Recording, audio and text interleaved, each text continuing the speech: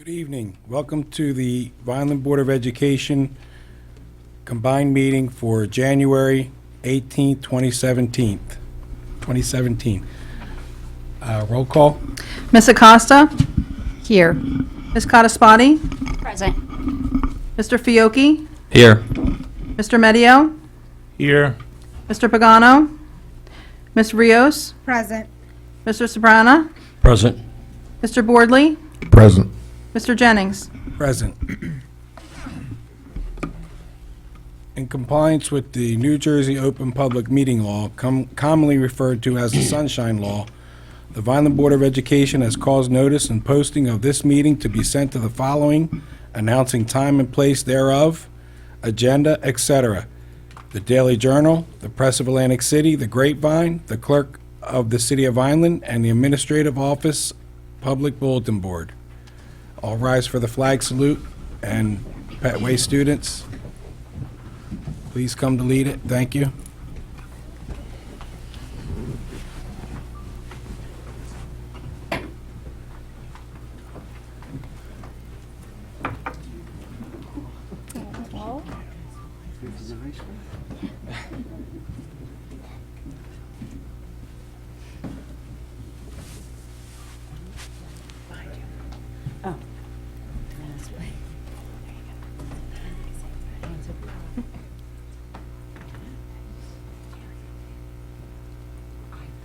Allegiance to the flag of the United States of America and to the republic for which it stands, one nation, under God, indivisible, with liberty and justice for all.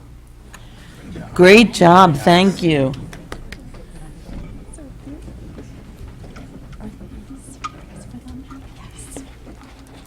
Sorry, John. Let me guess. You Quinn? Let me guess again. You're right. Evan? Stella Dorigo. About Rosanetti Rosario. Are you here? How's that? And Alexander Vega. And your principal will have to give you two your certificates next week. Howdy, Frank.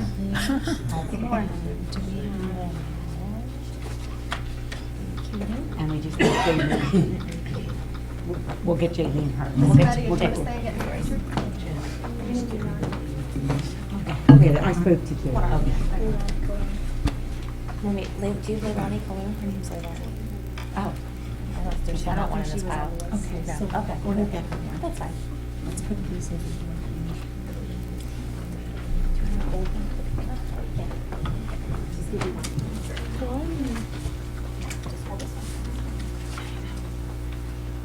Everybody have one?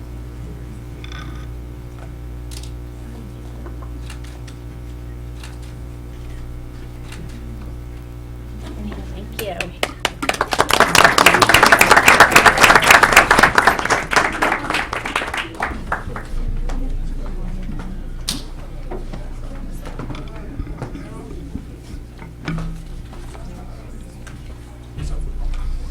Do we have a resolution for executive session? We do.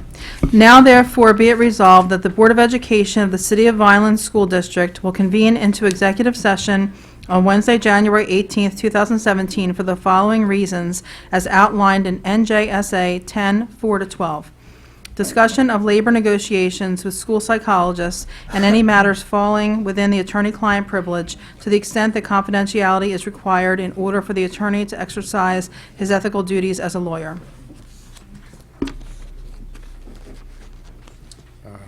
Motion. You have a motion to approve. We need a motion to approve.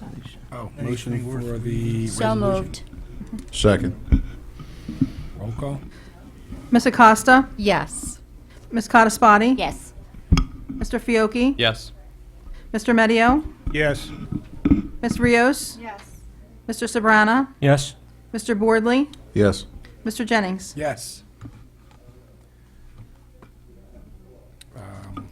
Presentation. special presentations, Dr. Gruccio. Yes, we have a few this evening. First, I'd just like to take a moment to thank all of you on our board for the endless hours that you put in. This is a non-paying position.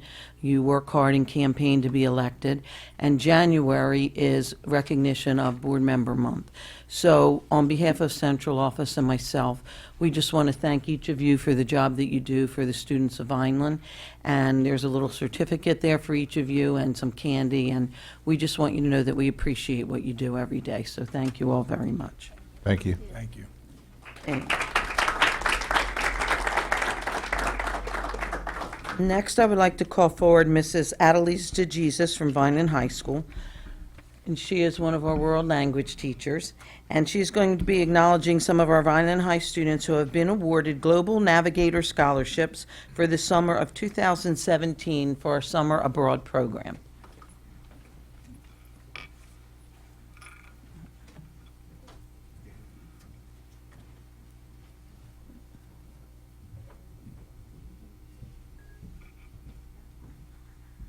Good evening, all, and thank you, Dr. Gruccio and board members, for the invitation. CIEE is a nonprofit and non-governmental organization and the country's largest and oldest study abroad organization since 1947. In the year 2015 and 16, we were contacted by CIEE on recommendation by Egg Harbor Township Public Schools, and we were mainly looked at due to our Seal of Biliteracy initiative, which I'm sure you've all have heard about, and it's very much alive at the high school as we speak. Testing will begin the second week of February. So we're very proud of that, and that's why we were considered for this very important project.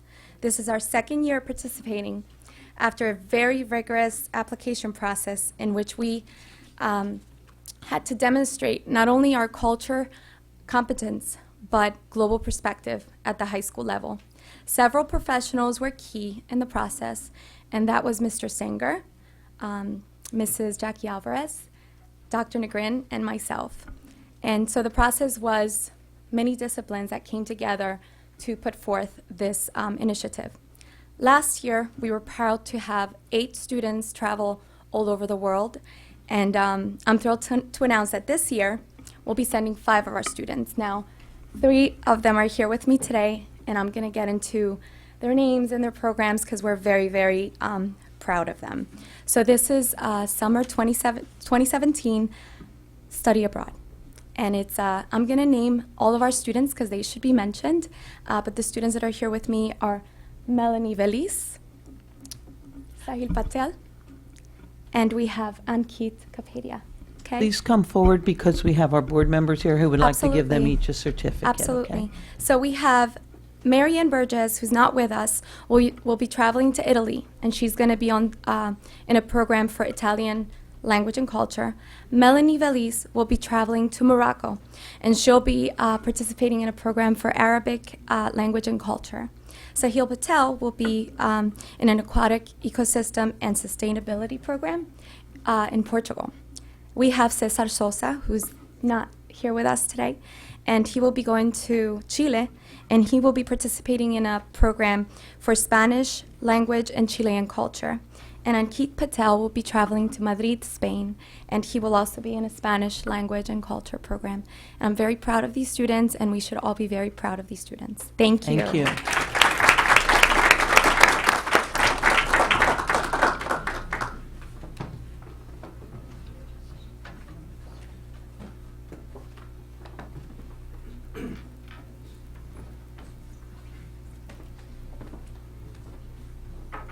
Please everybody move up a little so on the podium. Ankit, would you like? Sure.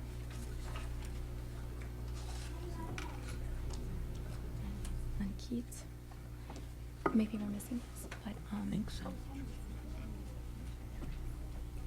Not that I'm aware of. Rosine, sort it out later. I Yeah. have to go Sure. to the... And I'll take those to the students. Sir, absolutely.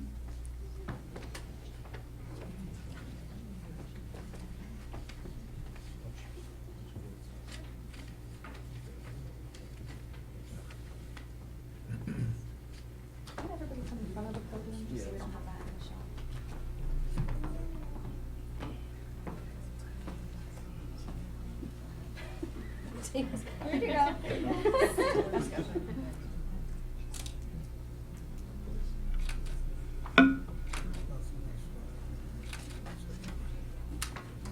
Congratulations and thank you for being here this evening.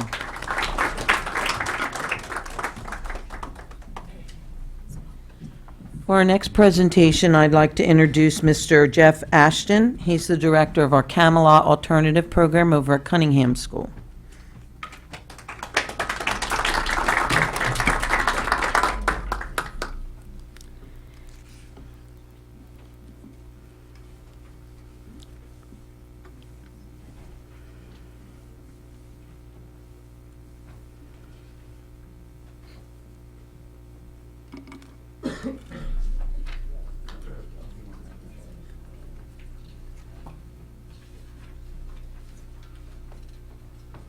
All right, good evening, everyone. I would like to firstly take the time for some acknowledgments.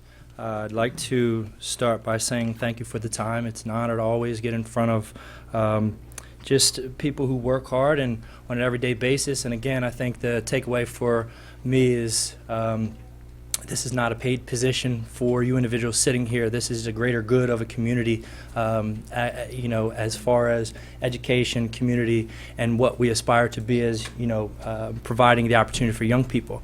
I'd like to first congratulate all the individuals in new elected board positions. I'd like to congratulate Dr. Gruccio on her Woman of the Year. I would also like to take the time for and to recognize Dr. McCann, the administration, and also the guidance individuals that work heavily together to make sure that the connection and partnership continues to flourish. I would also like to take the time for Mrs. Godlewski, as well as her hardworking child study team. There's a lot of paperwork that goes into that. There's a lot of daunting tasks. Everything is dotted and crossed, and I just really am thankful for that. I would also like to take the time to thank Mr. Frangipani and Mr. Fry and everyone for believing in students. I would like to lastly thank the real heroes in this acquisition as far as Cunningham Academy, going from the alternative mindset of maybe a grounds that is essentially for students that are on the lower end of things. However, how do we make sure we grow that? And the word Cunningham Academy, I think, allows us to move forward in a direction that gives us strength and purpose. And I think the word purpose at this point is what we've been able to prove with year one going within the second year of year two. So I'd like the students of Cunningham Academy who took their time to come out tonight to please stand.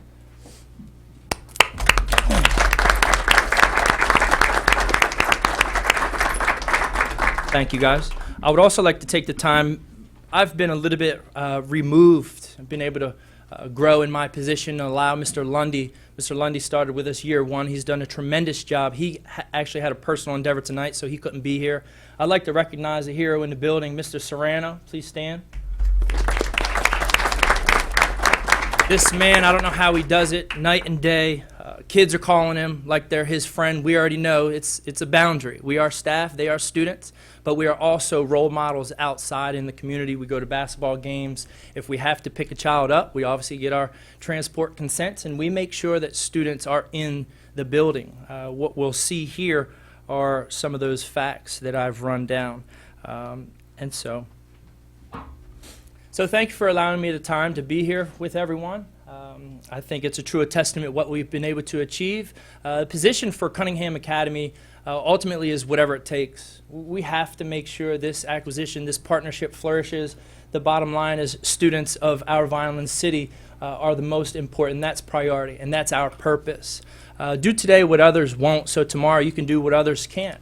It's not about proving wrong, but it's about being someone who can take self-pride and honest pride and stand up and be proud of yourself. And I think that's the kind of programming that we try to establish with certain models that we have within GGI, component of our model, guided group interactions. Very sensitive, but at the same time, our students know what happens there stays there, and that's something that we pride ourselves in because a lot of the social-emotional issues are allowed to be eliminated. We're not perfect. Students have issues. through our preventative measures and creative accountabilities, we're able to eliminate them. Parent engagement is very positive, I would say. Out of 10 calls, we do speak with approximately 60 to 70%, and actually have around that many parents that will come in out of a random sample of 10 parents.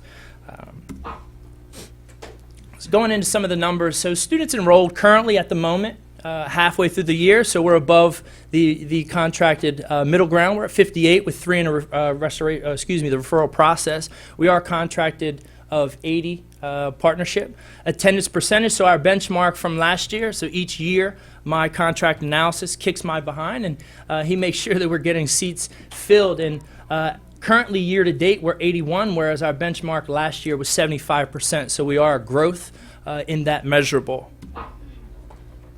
Suspensions, we do formally have to utilize that route, something we want to eliminate. Ultimately, we know that drugs, sex, weapons, violence is not tolerable. Again, board policy, we need to ensure that is implemented with a zero tolerance policy. So we do have 3 out-of-school suspensions for substance abuse suspicion. We do not currently have any police calls or ambulance calls. This right here is actually a domestic violence seminar that we had individuals come in. That's, again, the experience and exposure that we want to provide students is very important to us, and that's a purpose in our organization to make sure that students can really allow themselves, when they get back into the traditional setting in the community and with their family engagement, respond versus react. When they're reacting, you hear it all the time from kids, I don't know what I was thinking, I blacked out. So this seminar was very important for our students. It's something that hits home to a lot of our students, and really the percentage among Cumberland County, there's a large crisis. So as far as academically, a little bit different org. We do have direct instruction. We also have a computer programming. At the moment, our 9th through 11th are 100% expected to be promoted. One thing that we do is ultimately provide the number grade at the end of the year. We'll take referrals throughout the year. We have 2 restoration time frames, one in the middle of the year, one at the end of the year.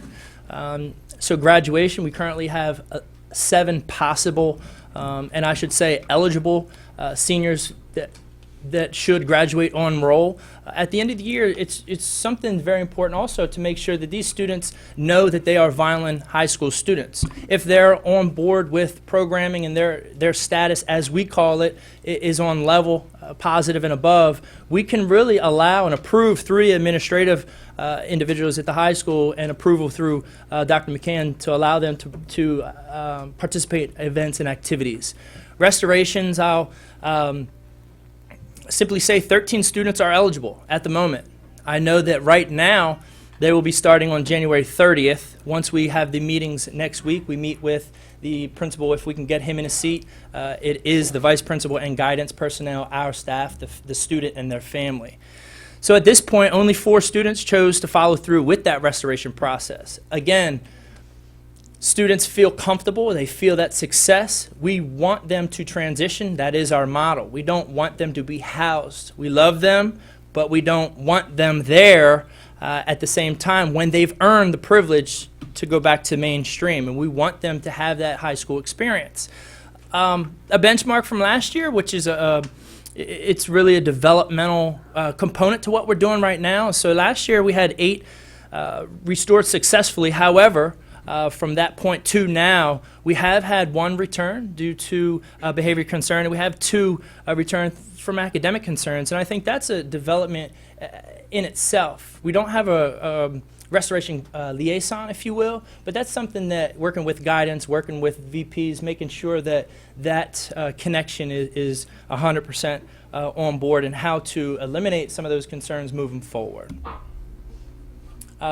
This is our young man, Stephen Pagan. Some may know his personality is very big. He can make the room laugh. I won't go there, but so students have a mandatory expectation. It's not a choice. It's mandatory. So at this point, we want to present ourselves. This is a job readiness. This is a skill building setting. We need to make sure and ensure in our young people that when they go outside of these walls, they're our market.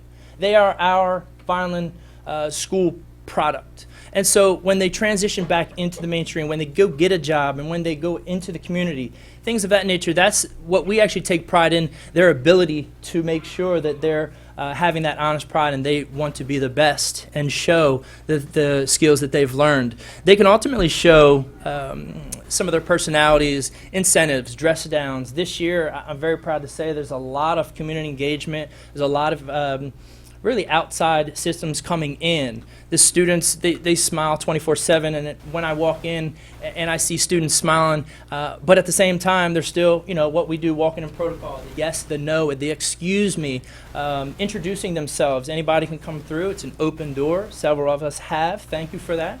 And one thing you'll get is very respectful manners and tones and things of that nature, and that's one thing I'm very proud of. At this point, I would like would pass student-driven newsletters out. Also, at the same time, I'll have Swanini Hatch and Tavon, if you will.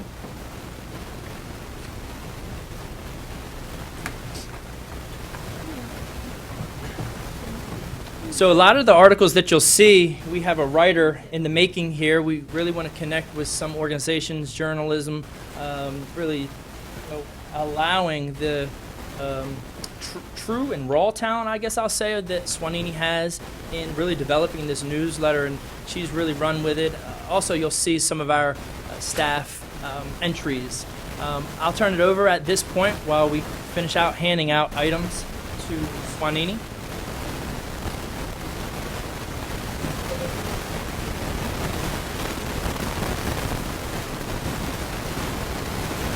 My name is Swanini.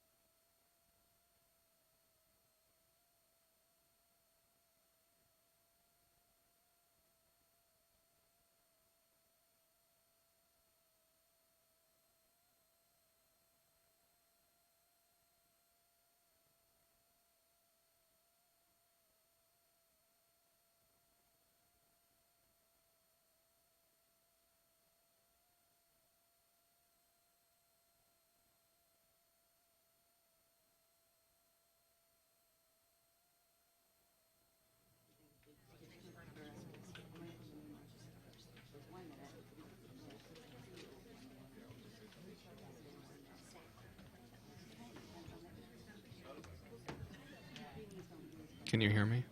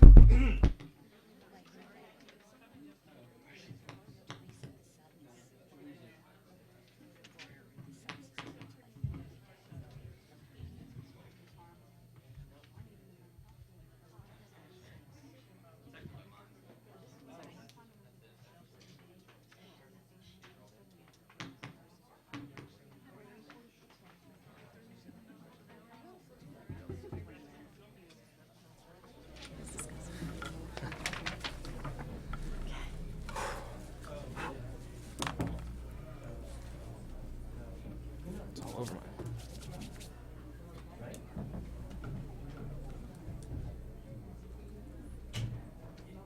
Testing, testing, 1, 2, 3.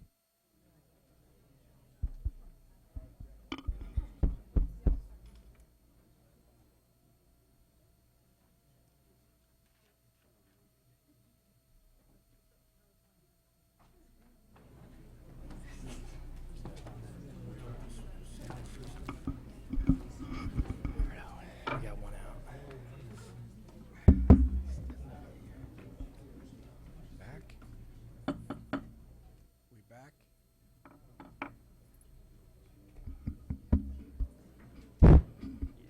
Are we back? I apologize, everybody. I have that effect sometimes. Get started.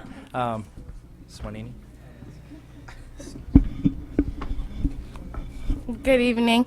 My name is Swanini, and I've been attending Cunningham for over a year now.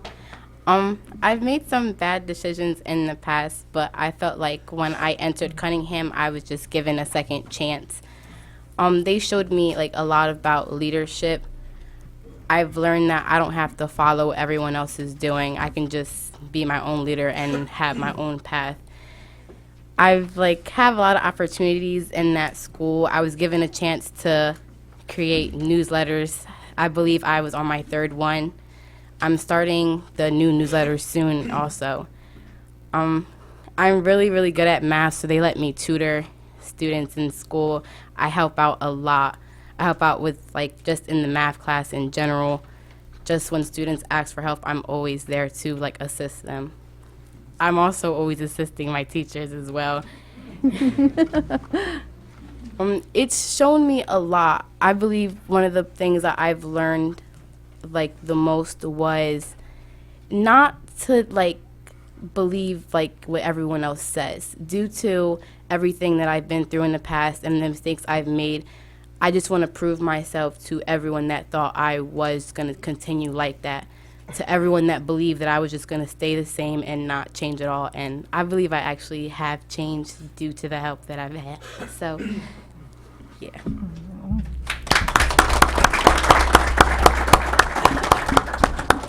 Thank you for sharing that with us.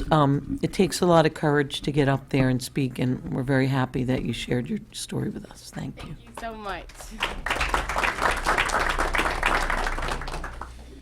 Good evening. My name is Tavon Anderson, and I have been attending Cunningham Academy for the last 2 years.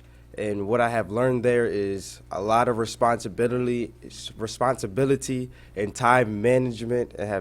They have shown like a lot, like they have taught a lot of responsibility, how you need to do your work and how the after high school life should be. They have shown a lot of college and after opportunities of high school.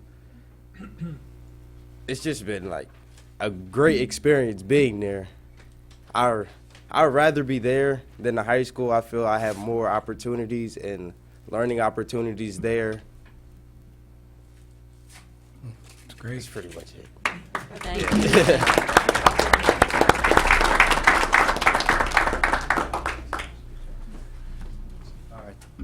Thank you, Swanini, and thank you, Tavon. I think two different perspectives, two different paths, one purpose for sure, and that's what we take pride in as adults, fathers, mentors, all the above coming together for that true purpose. Some of the other things that you'll see, I'm not going to read everything here, but we've been able to do a talent show. Staff was included in that. It was good to see. Very interesting, I might say. Toys for Tots fundraiser. We currently have, and I'll shout Miss Arsenal out tonight.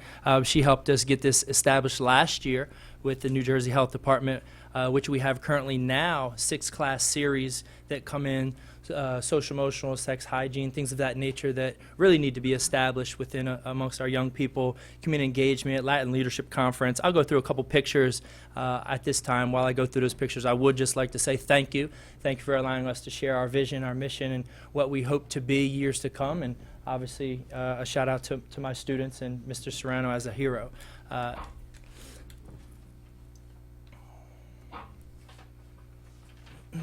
Canned food drive. Shout out to our honor roll. We have our Thanksgiving catered luncheon, family style for our kids each year. Spirit Week to the left, Hispanic Leadership Conference. Mrs. Serrano connected with an individual that he knew, and so it was a great opportunity for our kids to get out there. Again, the experience and exposure. Toys for Tots fundraiser. Miss Griffin, I'll highlight in between Ja'Cory and Naeem right there. I'll highlight Ms. Griffin. She definitely connects with that community engagement component. We have Penco Tech, Linda. I know several of us know Linda. She's a great asset for our students. And lastly, we have Sergeant Harris. Again, came through, very large value add for us. Shows us support if we need it. If we get information, as we call it, our reads. I may need to make a phone call and have a car sitting out front. Again, there's things that our students are developing. New students change dynamic, and with that, we know that we need to prevent concerns and issues. And then to our right, a fun trip. Our young women posing right here at Dave & Buster's. So they get the best of both worlds. But we're very proud of our students, and as we hope them to transition back and to be great young men and young women. I would like to thank everybody. Congratulations again to everybody, and everybody have a great night.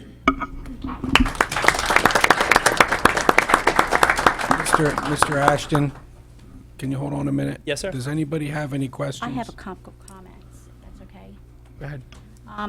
I've had the chance to come over and see Cunningham Academy on a few occasions. The last time I was there for a little while, and I'm really so encouraged and impressed by the students and the staff, but the respect that I see between the two. You have your boundaries, I saw that, but I also saw the respect, and you guys respected each other. I was so excited when I saw the candygrams. I was a little disappointed, though, I didn't get one when I came over, but the events that I got a tour, which I didn't get the first time I was there. I was just so impressed and encouraged by what I'm seeing and getting our kids, mainstream back into to the school. I encourage whoever hasn't gone over there, please go over and see this. They're phenomenal over there. The students themselves take care of themselves. The mentoring that I saw was phenomenal. So thank you, and to the students, congratulations, and keep up the good work. Yeah. Thank you. Definitely. Anyone else? That's a big deal. Johnson for 10 years. I'm glad they had a program like this. Yes, ma'am. To Thank get you. themselves straight and go into the high school. Thank you for that. I, too, visited the program. I think it was last year. Yes, sir. And I was stunned by, I was greeted by somebody. They asked me where I wanted to go, who I wanted to see.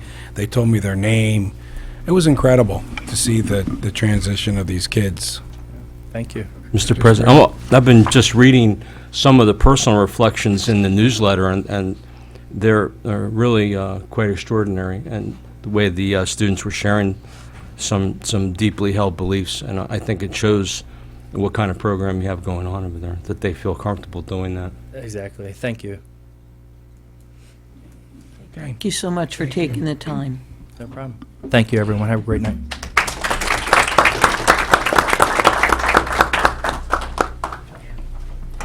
I keep forgetting I don't have a mic.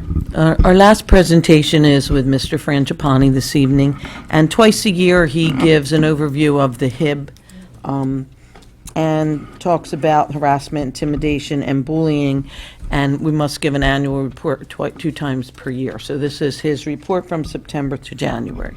And don't break the mic again. Okay. Don't worry. I'll try my best not to, but how things go. I want to thank Mr. Aston and the young men and young ladies for coming out this evening, and I want to thank them again for the work that they're doing. It's been a pleasure working with them and the partnership we developed. They truly are part of the fabric now of Vineland High School, and I want to thank the kids for coming out tonight too. It's really nice. Thank you. Twice a year, as Dr. Guccio said, we have to give an update on what's going on with HIB. We basically want to give out the numbers and where we are. And some of the things that we're doing differently this year. So tonight, this is required, as we said, I'm going to go over the definition of what a HIB is, give you the data, and then just talk a little bit about HIB documentation. We made some changes this year. Now everything is online, and we're using a hipster, what's called the hipster program. So that will take away a lot of the paper, eliminates all of the paper, so all the schools are doing the same thing. Again, this is required to give you the numbers on bullying incidents across all categories in the district. Definition of a HIB is a long one, but it's basically any kind of gesture, written, physical, electronic communication. Basically, a student would know that anything that's motivated by characteristic such as race, color, religion, national origin, their gender, disability, or any distinguishing or non-distinguishing characteristics that are perceived. So I'll talk a little bit about that later, what that means, but this covers, the HIB law covers everything. It could happen basically anywhere, on school property, after school, school-sponsored events, on a bus. So it's really a 24/7 rule. And if it interferes or disrupts the student's ability to learn, is also part of the HIB. And basically, a reasonable person should know how it affects that student or person. It affects them physically or emotionally, if it does property damage or personal damage, or if they feel threatened in any way. That could be an insult. It could be a group of students attacking another group of students. But it has to interfere with their learning. For instance, if a student can't study because they're afraid to go to school, or they're just afraid to go to school being bullied, that interferes with their learning process. So it would be part of a HIB. Anytime we create this hostile environment, or that's created by anyone who feels that they're threatened by anyone, again, that would be part of a HIB. The difference between a HIB and a conflict is when a student is a victim. Two students who argue because they happen to be on the same team, and one wants to be the captain, and there's name calling back and forth, that's not a HIB, that's a conflict. But when you have one student who feels threatened, maybe 2 or 3 students plan something against that other student, that is when you get into that territory of what a HIB is. To give you a summary of a HIB, I'm going to tell you a story, and you're probably going to think I'm crazy, but over the break, I had the opportunity with my granddaughter to watch some of the Christmas shows. And Rudolph the Red-Nosed Reindeer, believe it or not, is a HIB, because it follows all of this right here. It's an incident that occurred by an actual characteristic, a red nose. It's a birth defect. It happened on school property because he was learning how to fly, and his friends made fun of him, and so did the coach. So it disrupted his learning, and it got to the point where he could not even participate and ran away. So a HIB is exactly that story. When I looked at it with my granddaughter, I'm thinking, gee, that falls in the guidelines of a HIB. So to make that definition easier, if you think of that story, that has all the pieces of a HIB. So that's really what a HIB is. When that reindeer ran away, had a characteristic, it had all the pieces of a HIB, and that really simplifies the rule, and hopefully that helps understand what it is. So here's the numbers, year to date. I put all 4 years since we've had the HIB rule or HIB law in place. The first year you can see is really not in line because it was the first year, and I think a lot of schools were learning how to deal with it. But for the last 3 years, we've averaged about 17. This year we actually have 17, but it's an average of about 17 HIBs for the first half of the year. We've had 52 reported so far this year, 17 substantiated, and 35 unsubstantiated. By school, it breaks down. The high school, which had 15, but only 2 were substantiated. In all the elementaries, I think the numbers around 8, and in the middle school we had about 7. So it numbers about 17 altogether for the first half of the year, which is what seems to be the average we've been going through for the last couple of years. Each year, the state gives us a grade.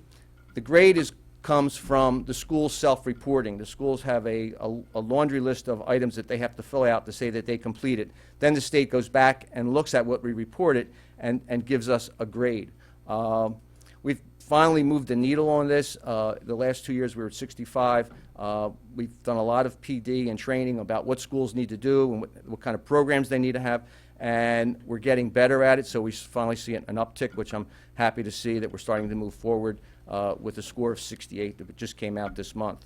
So we are moving in the right direction. We had a lot of training again over the summer. We bring a lawyer in from Cooper Levinson who works with our principals and our HIB specialist who goes over all the HIB laws and how to define a HIB. Also this year we brought in a retired police officer, Tim McLaughlin, who did a PD on how to interview children, and so they know what kind of questions to ask and how to move forward when they have to interview students. So we're doing more and more to get people in tune to how to conduct investigations and look into the HIBs. HIB reporting, this is new this year. We have an online system which is called Hibster, and anyone, student, parents, or staff can file a HIB. There's basically on our Vineland homepage, which I will go to, at the very bottom, there's our anti-bullying information right there. Any parent, anyone can go there and just click on that, and what'll come up, it'll take them to our HIB page, and again, it gives the definition, all the information about HIBs, but right here, it's in bold and all capitals is for HIB reporting. So a student, a parent, anyone can go there. Now, staff members can go there, but they also have to tell the principal. They just can't fill this out and walk away. They're required to tell the principal about the HIB. It goes through the definition of a HIB. It tells all the pieces of a HIB before they move forward. Once they go in, if they feel it's a HIB, it'll take them to the next screen. Where is it? There we go. Okay. See if I can make it a little bigger. There we go. All they have to do is basically fill in the blocks. They put in the date and the time, the person's name, the victim. On this pull down, they put in the school.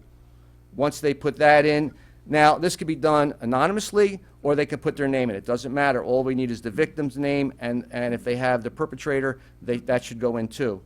After that, it's all just click of a button.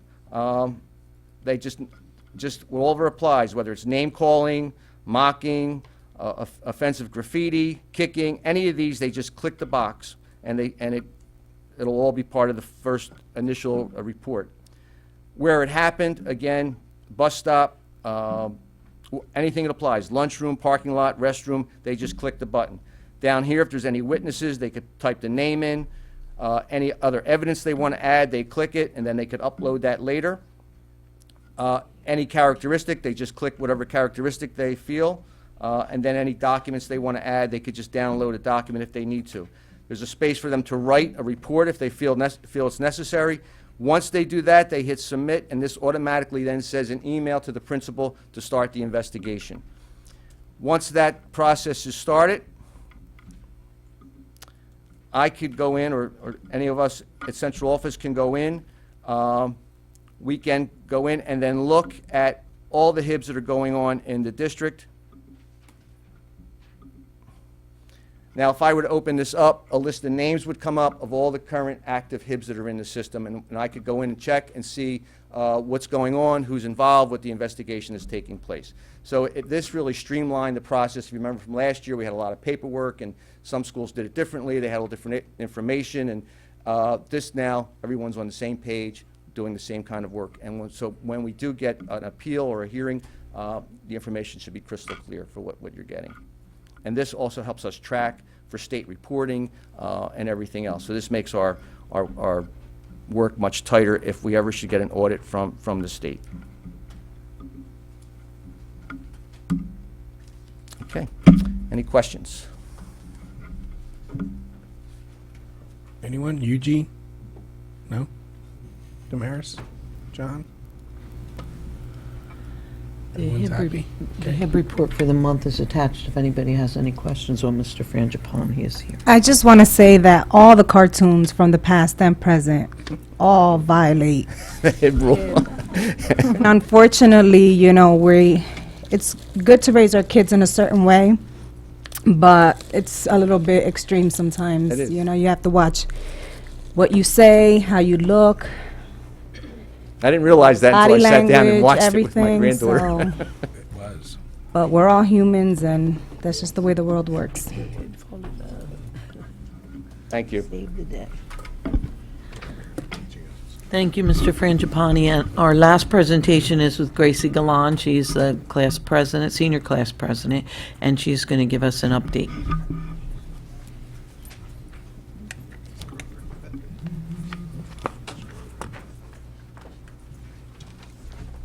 Hello, I'm happy to be here, but I'm more happy that you can hear me. I was getting a little nervous sitting back there. I thought I was going to have to use my outside voice. So first I want to say congratulations to the newly elected board members and our new president, Mr. Jennings, and vice president, Mr. Boardley. So the last time I saw you was December. So we've had a couple things going on at Vineland High School right now. Since then, we have our senior parent trip meetings. We changed our trip to the Poconos, and that will be in May. So our meetings for that are this week at various times, so students can attend with their parents. Dancing with the Staff had an informational meeting last Monday, January 9th, so we're having signups for that right now, and that event will take place in the spring. And you can stay tuned and watch me on stage and all the other seniors. The World Language Department has announced a spring 2018 trip to Spain, Italy, and France.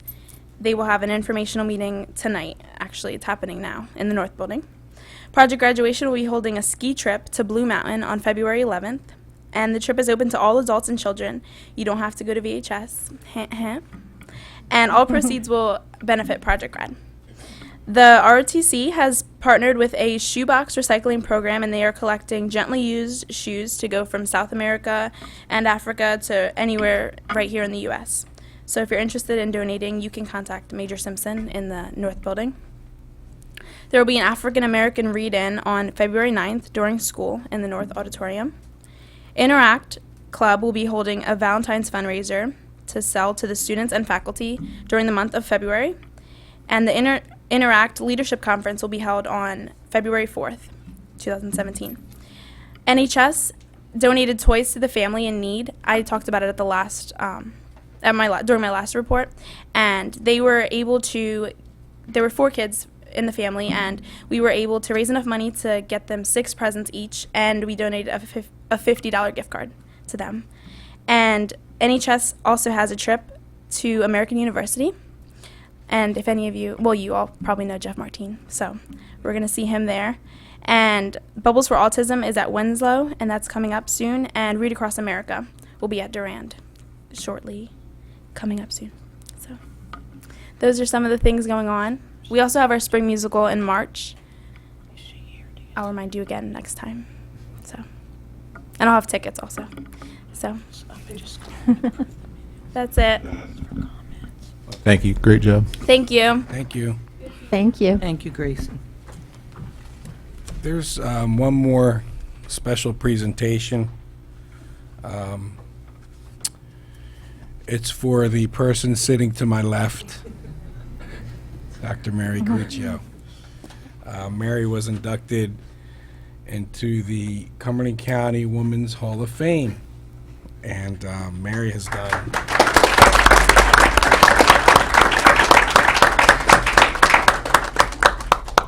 I'm extremely privileged to be working beside her right now. Mary and I have a long history. My kids were under her direction as a principal. She did a fantastic job.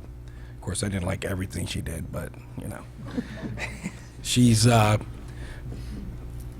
part of the United Way, the Big Brothers and Sisters, Vineland Police, Cumberland County College, and obviously the Vineland Public Schools. And I talked to her about this award earlier, and she said, I don't like getting awards, I like giving awards. Well, she's finally going to get one from us. Well-deserved award.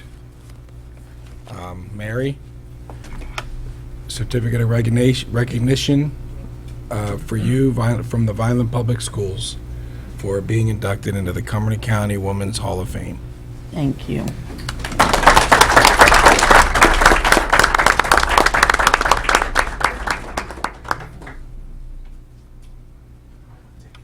Okay, now I'm completely embarrassed. I'm not good with it. I don't like this kind of stuff. But thank you so much. I truly appreciate it. This didn't even happen yet, and I know Rossini's behind half of this stuff. And my family just walked in. Thank you for being here. I love you all. And my little guy, he makes me smile every day. Hi, Paulie. Should you get a picture up front? Should you go? Okay, come on, let's get it. Here, I'll bring the certificate because you gotta have that. You guys want to come up front and take a picture with your mom?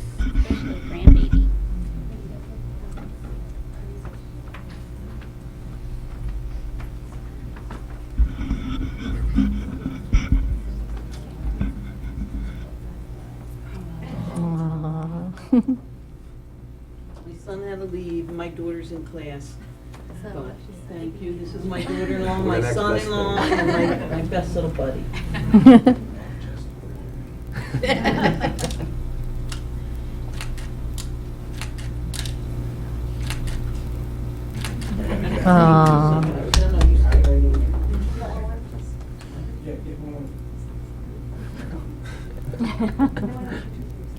He's so cute. He's only.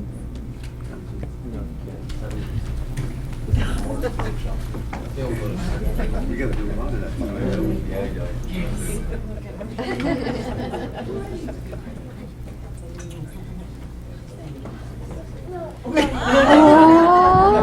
Mom. Oh, you can keep them. He said, I'll stay with Mama. Watch him cry. He's like, no. No, no, Mama.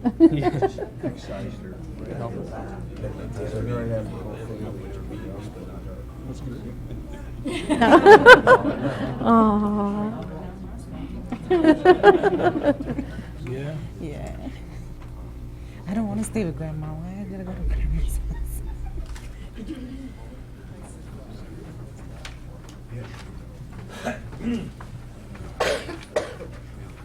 So we discussed this already then? Wait, I think so. I mean, I would say yes.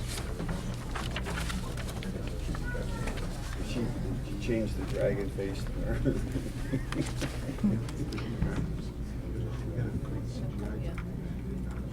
Well, we got a couple Skip little that. things. Executive session? 1.3, I wonder if we could like table until she comes with us. I didn't see her. I didn't see her yet. Can we go look at that? She usually goes into Oh, does she? Okay, if you want. Well, you know, I'll text her. Yeah, text her. I'll text her. Hold on, because we're going to continue. So I'm going to jump in. Yay. board member in training. Yeah, I apologize for that, but.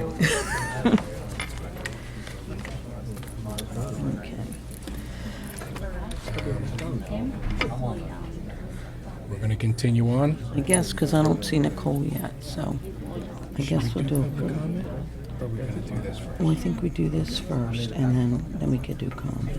You know, I don't think I only have her email. Who's that, Nicole? Yeah, I don't think so. I think it's just the. People get restless. She gets here. Can't we just like table that and move past it and come back? Yeah. I'll just text her. Minutes, do the Yeah, minutes. approval in minutes. I'd like to take a motion for approval of minutes, December 7th, executive session, December 7th, open work session, December 14th, regular session, December 14th, recommendations, December 22nd, special meeting, and December 22nd, recommendations. Do I hear a motion? So moved. Second. Roll call? Ms. Acosta? Yes, with the exception of December 22nd. I'm going to abstain from that meeting. Ms. Cottaspotti? Yes. Mr. Fiocchi? Abstain. Mr. Medio? Abstain. Ms. Rios? Yes, and abstain to December 22nd. Mr. Sobrana? Yes. Mr. Boardley? Yes. Mr. Jennings? Yes. Comments from board solicitor? Then for public session. 2, 3. To the agenda until she gets here. All right, we're going to continue on. Mr. DeSanto, I do have a question. When I look at the minutes, there were 2 abstentions on 12/22, and I have yeses 1, 2, 3, 4 yeses other than that. So 12/22, I don't have 5 yeses. No, you don't. So So it'll have to be reintroduced next time for Okay. approval. Yeah. Okay. I guess Mr. Pagano was there. Yeah, Yeah. I hope so. All right, thanks. So just put it back on the next agenda.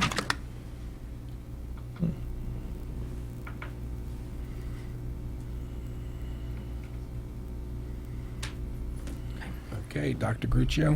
I apologize that I have to use your mic. This was one of the mics that created all the problems, so I apologize. We are going to be going into executive session for briefly, but we're waiting for the solicitor to get here. So we're going to just move forward with the meeting for now.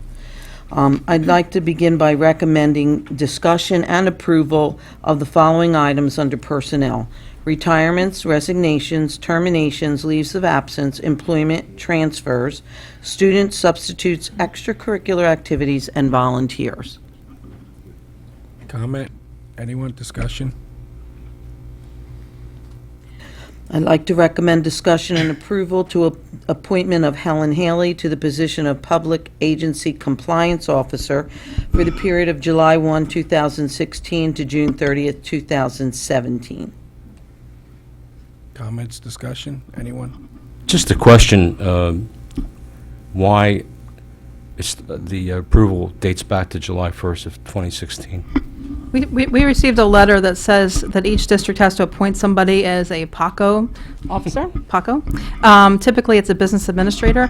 We looked back in our minutes, and we don't see that we ever had one here. So we thought they had to know by January 10th who that person would be, and then we could retroactively approve it.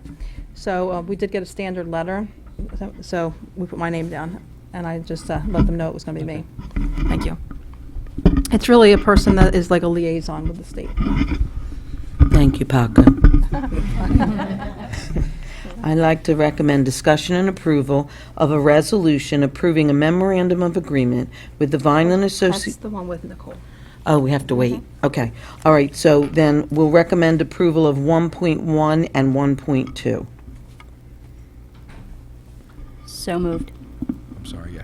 Second. Roll call, please. Ms. Acosta? Yes. Ms. Codespoti? Yes. Mr. Fiocchi? Yes. Mr. Medio?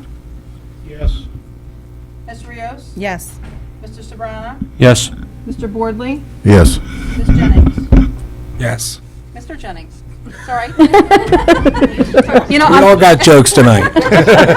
I'm sorry. I'm thinking Nicole. I heard her come in and she said, I'm here, and I'm thinking, Ms. Curio. Mr. Jennings, sorry.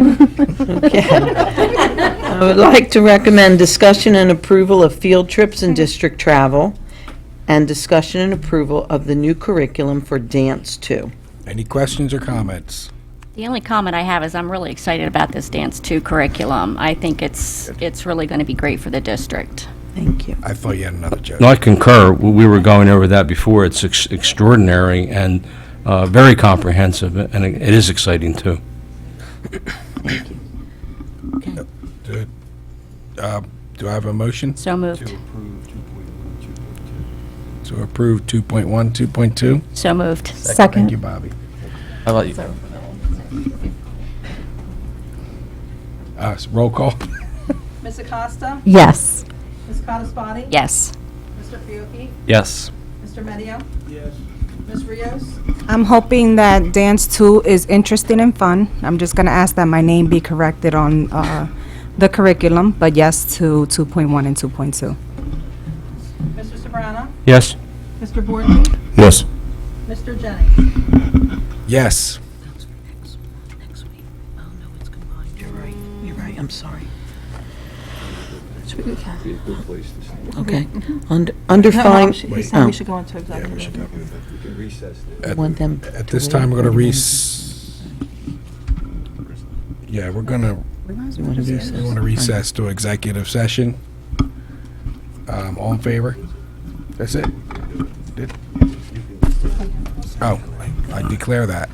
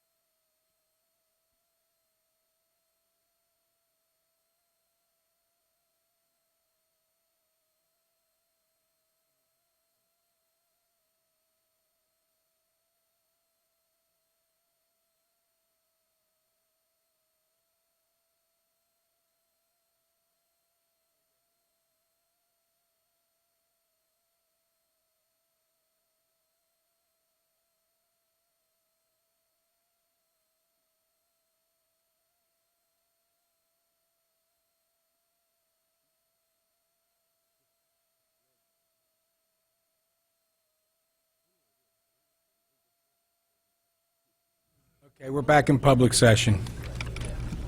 Mr. Jennings? Mr. DeSanto? Yes. We have, We have an issue that we need to discuss before we resume the rest of the agenda. Generally, the board each month has a work session and a regular meeting, and the work session has its own agenda listing and its own protocols, and regular meetings also. When we have these combined meetings, occasionally, not all of the outline is covered. In other words, basically, what we need to do is to have everything covered that we would at a work session and everything done that we do at a regular meeting.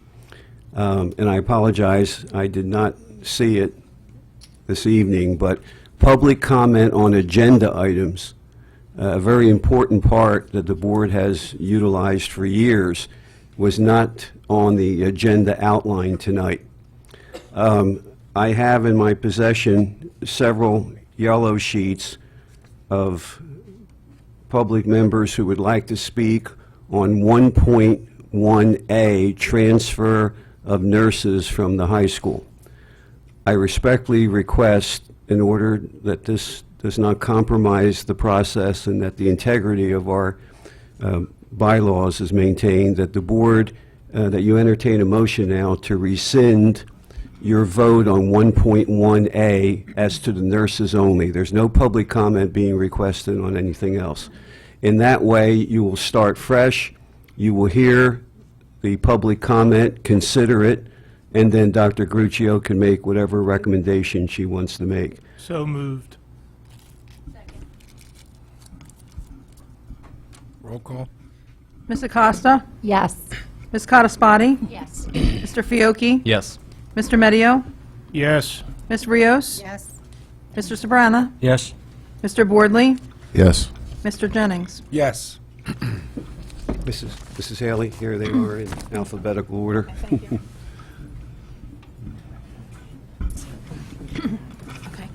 Sandra Arsenault?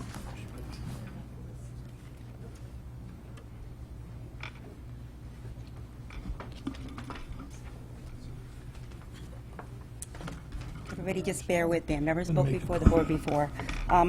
Good evening, board, superintendent, and whoever's been attending the meeting. I'm here because I'm one of the persons to be considered to transfer to one of the schools.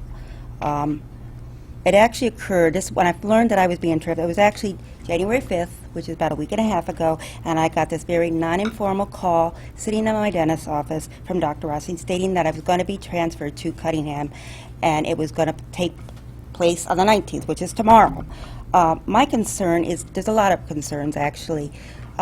Because I've been working at the high school for the last few months, there is more of a critical need in that school. I love Cunningham, don't get me wrong, it's a great school. There's been a nurse there, and I know for a fact that it is a private school within the district, because I actually had their brochure which states it, and I actually made a phone call to Texas to verify that. But my concern is, why pull someone like me or another nurse who's in the North Building to go and work especially me, to go to work at another school that has the least needs. And my question is, why all of a sudden do we have to have a certified nurse? Because I've been in this district for 16 years. You know how many schools I have gone? I covered 2, and according to a letter, which it's a recent letter actually, on December 15th, and we're going to give you a copy of this, it actually states that according to the district, that you could have a charge nurse in a school or schools. And like I said, I don't mind going back, but the problem is, why all of a sudden this issue with certification? Because if this was an issue that was brought up on I think August, okay? I came back from medical leave. I was employed at Vineland Public Schools, high school, and then there was another issue in November, and now it's January.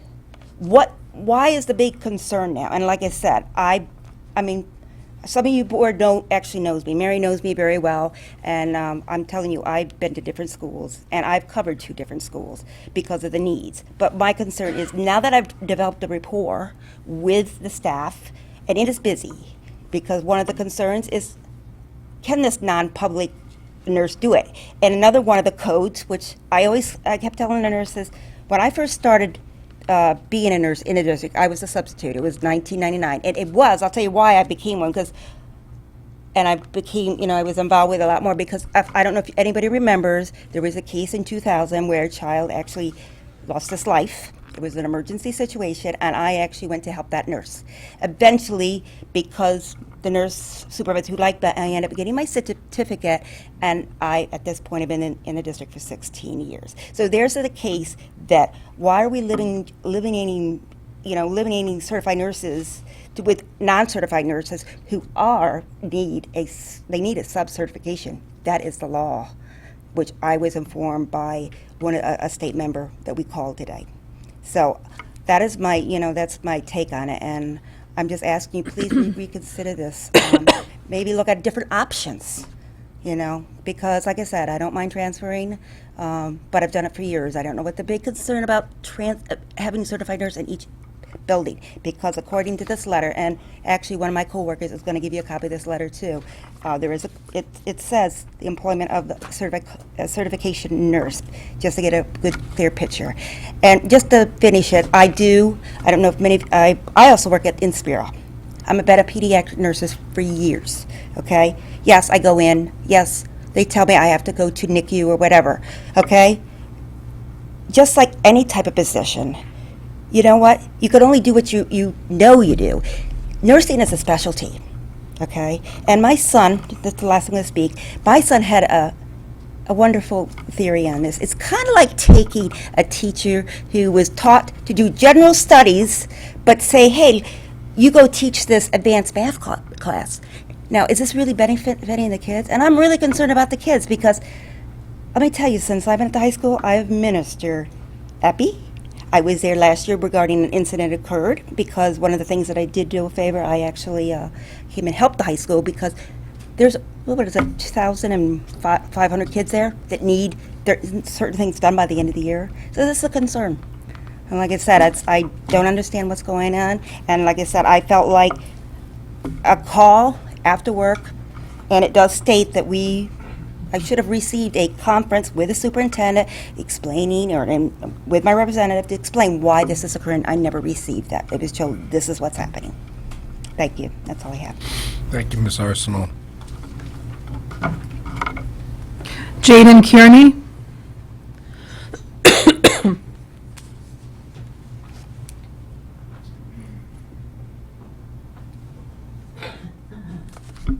Hello, everyone. I'm Jaden. I'm a student at Vineland High School, and I was recently diagnosed with diabetes, and that's been a real struggle for me because it just changed my lifestyle a lot. And, my main doctor is at CHOP, but I actually learned a lot about my diabetes from my school nurses who have helped me. They've educated me, and they've provided me with excellent care. And so, because of my condition, I'm in the nurse's office every single day, twice a day actually, checking my blood sugar. And while I'm there, I see how many students they're dealing with, and it's a lot of students, and there's only 2 of them on a daily basis. And I can see that, just while I'm there, they have 2 or 3 students that they have to provide care for. And so it's just concerning that you would choose to take away 2 nurses from our school who has 2,500 students, and to supplement them with nurses that would only be there for 180 days. I think if it's a matter of cost, that you should reconsider and try to see what you can pull, or how you can budget different costs to allow the nurses to remain in our school, because it's really a matter of care for the students. That's all I have to say. Thank you. Thank you. Paula Nagel.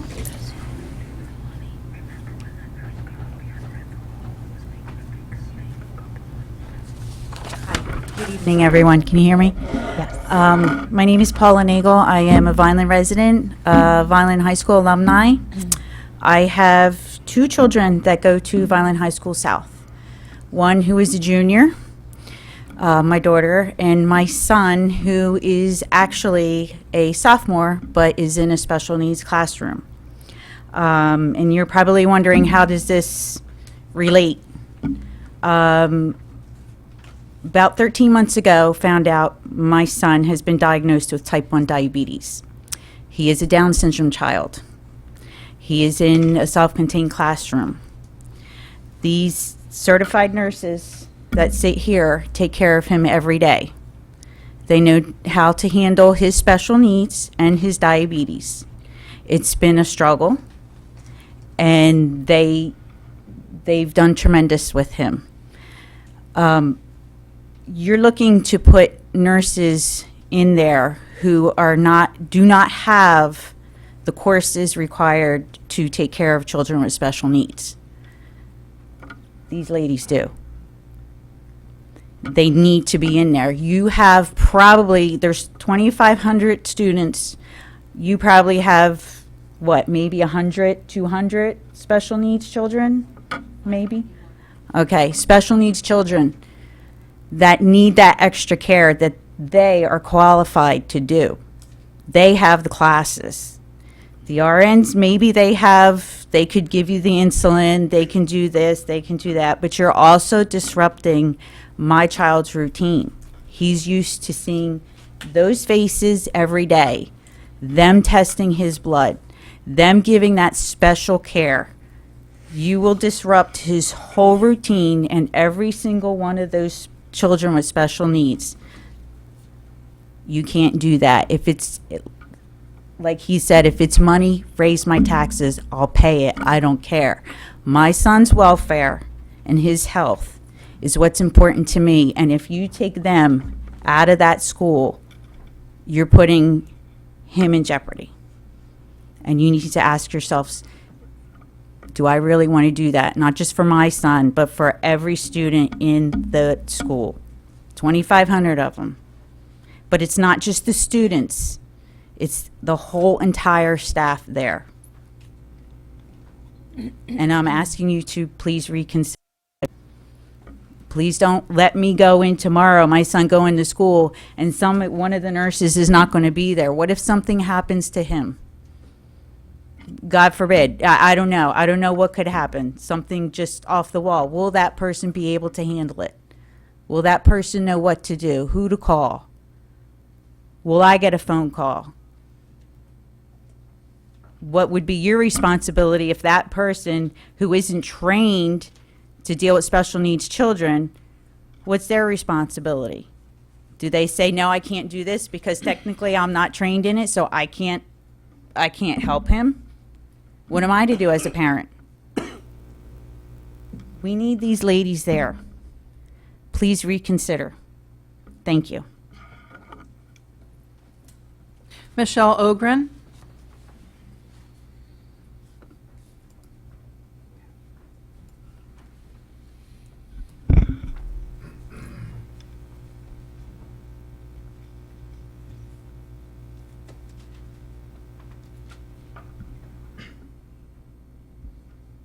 She's a tough act to follow.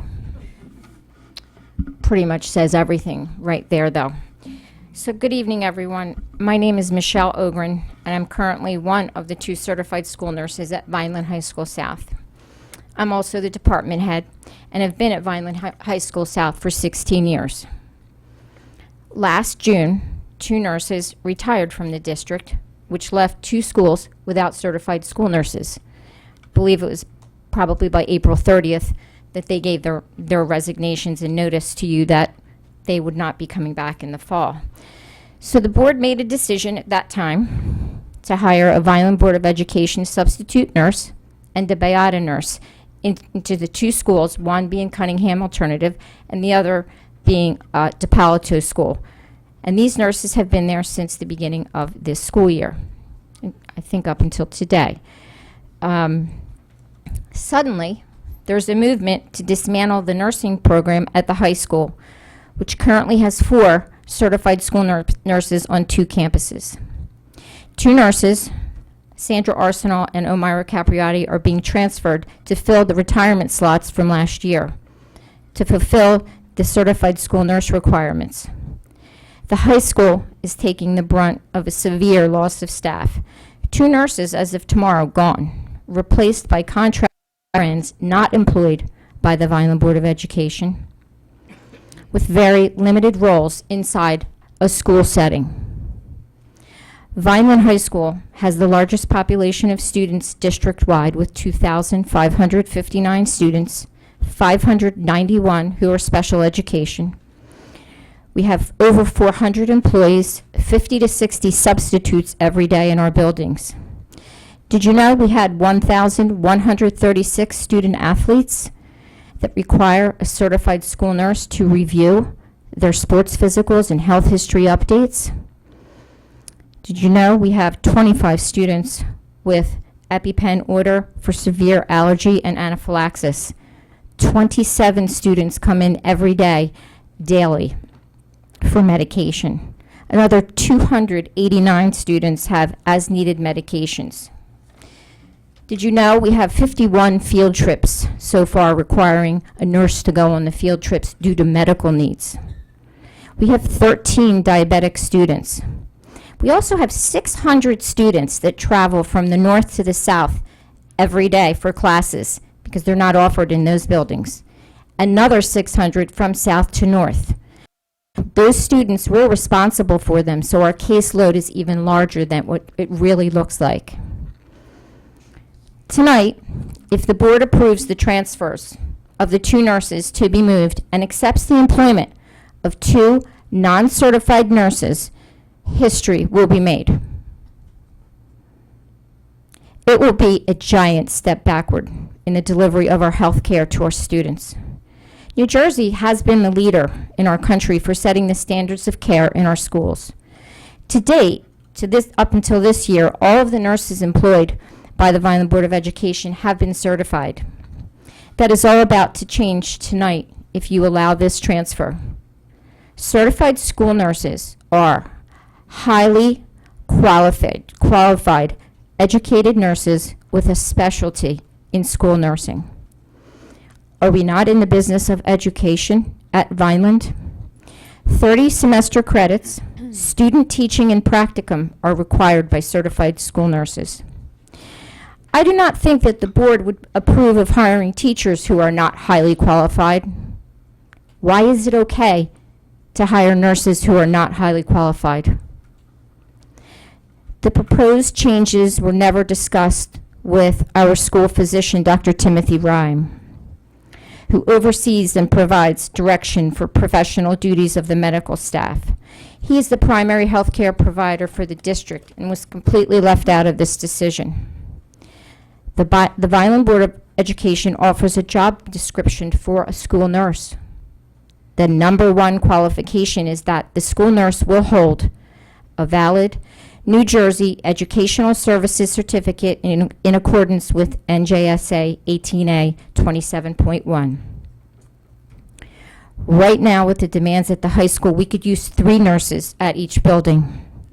And you're choosing to reduce our staff from 4 certified nurses to 2, replacing them with contracted RNs who are not employed by the district, lacking the education that the state guidelines has set forth for you to follow. These nurses are considered supplemental. Yes, they can be hired.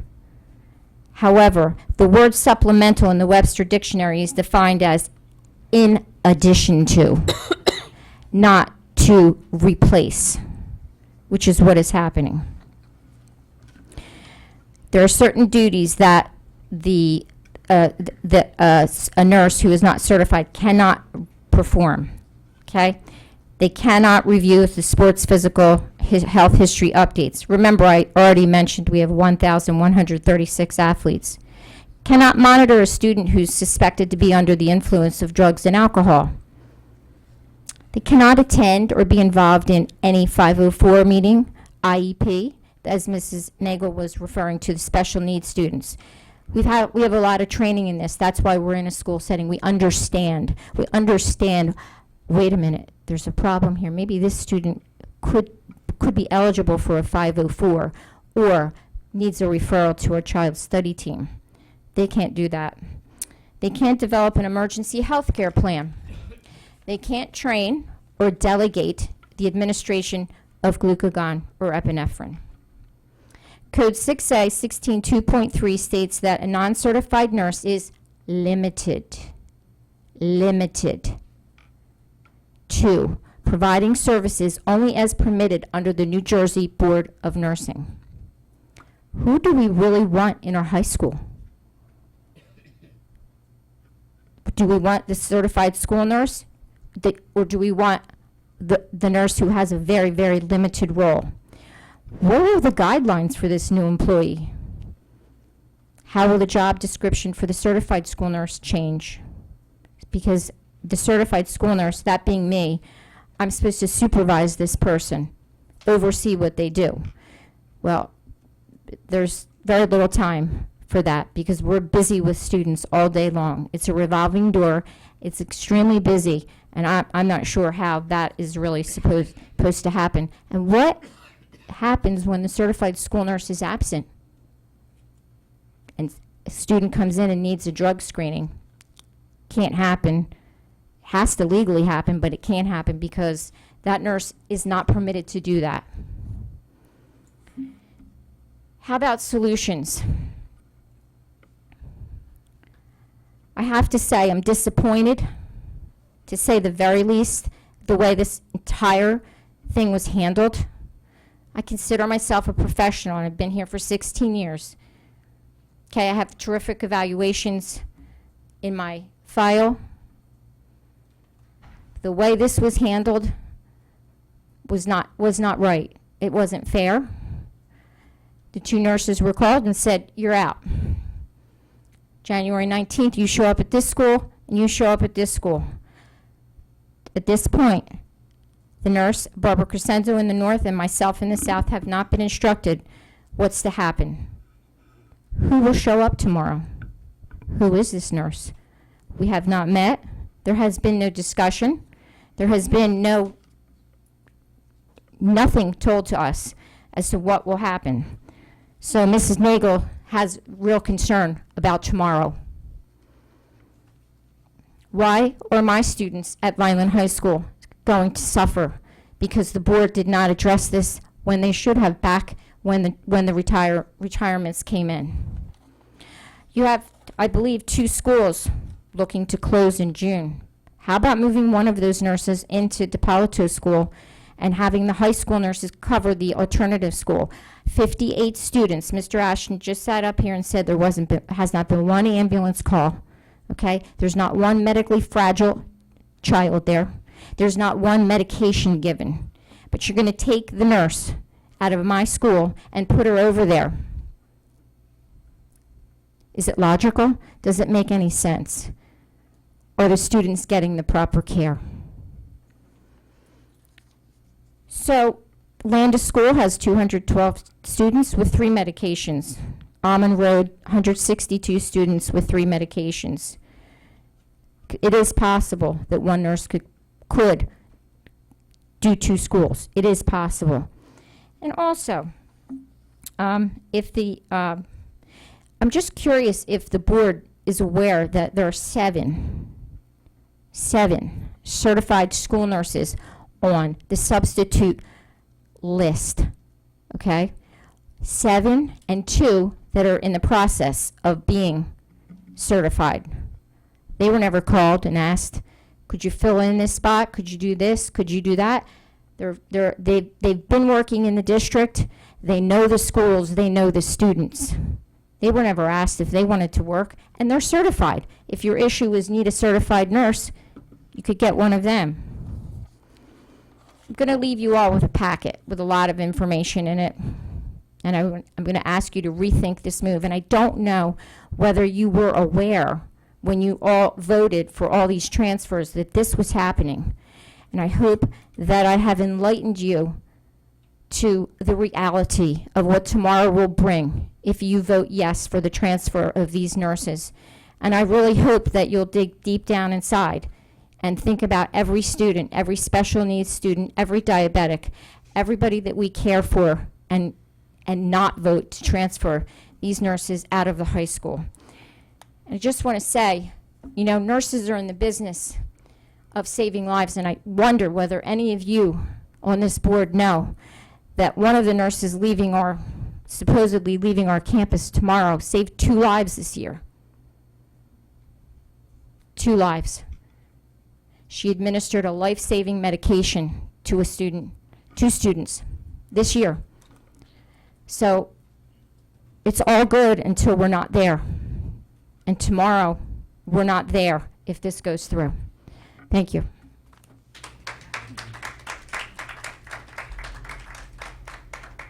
Is there anyone else, Ms. Haley? Ellen Sager. Still more people.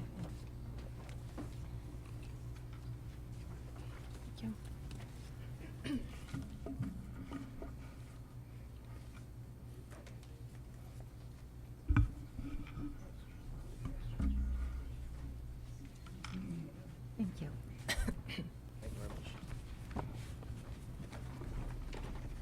Hi. Talk about a tough act to follow. Good evening. My name is Ellen Sager. I'm a registered nurse, a certified school nurse, and I've worked in the district for the past 7 years as a substitute school nurse. I have worked in every school from preschool to the high schools. I sub often. I know all the nurses in the district. They often request me, but I most often work in the high schools.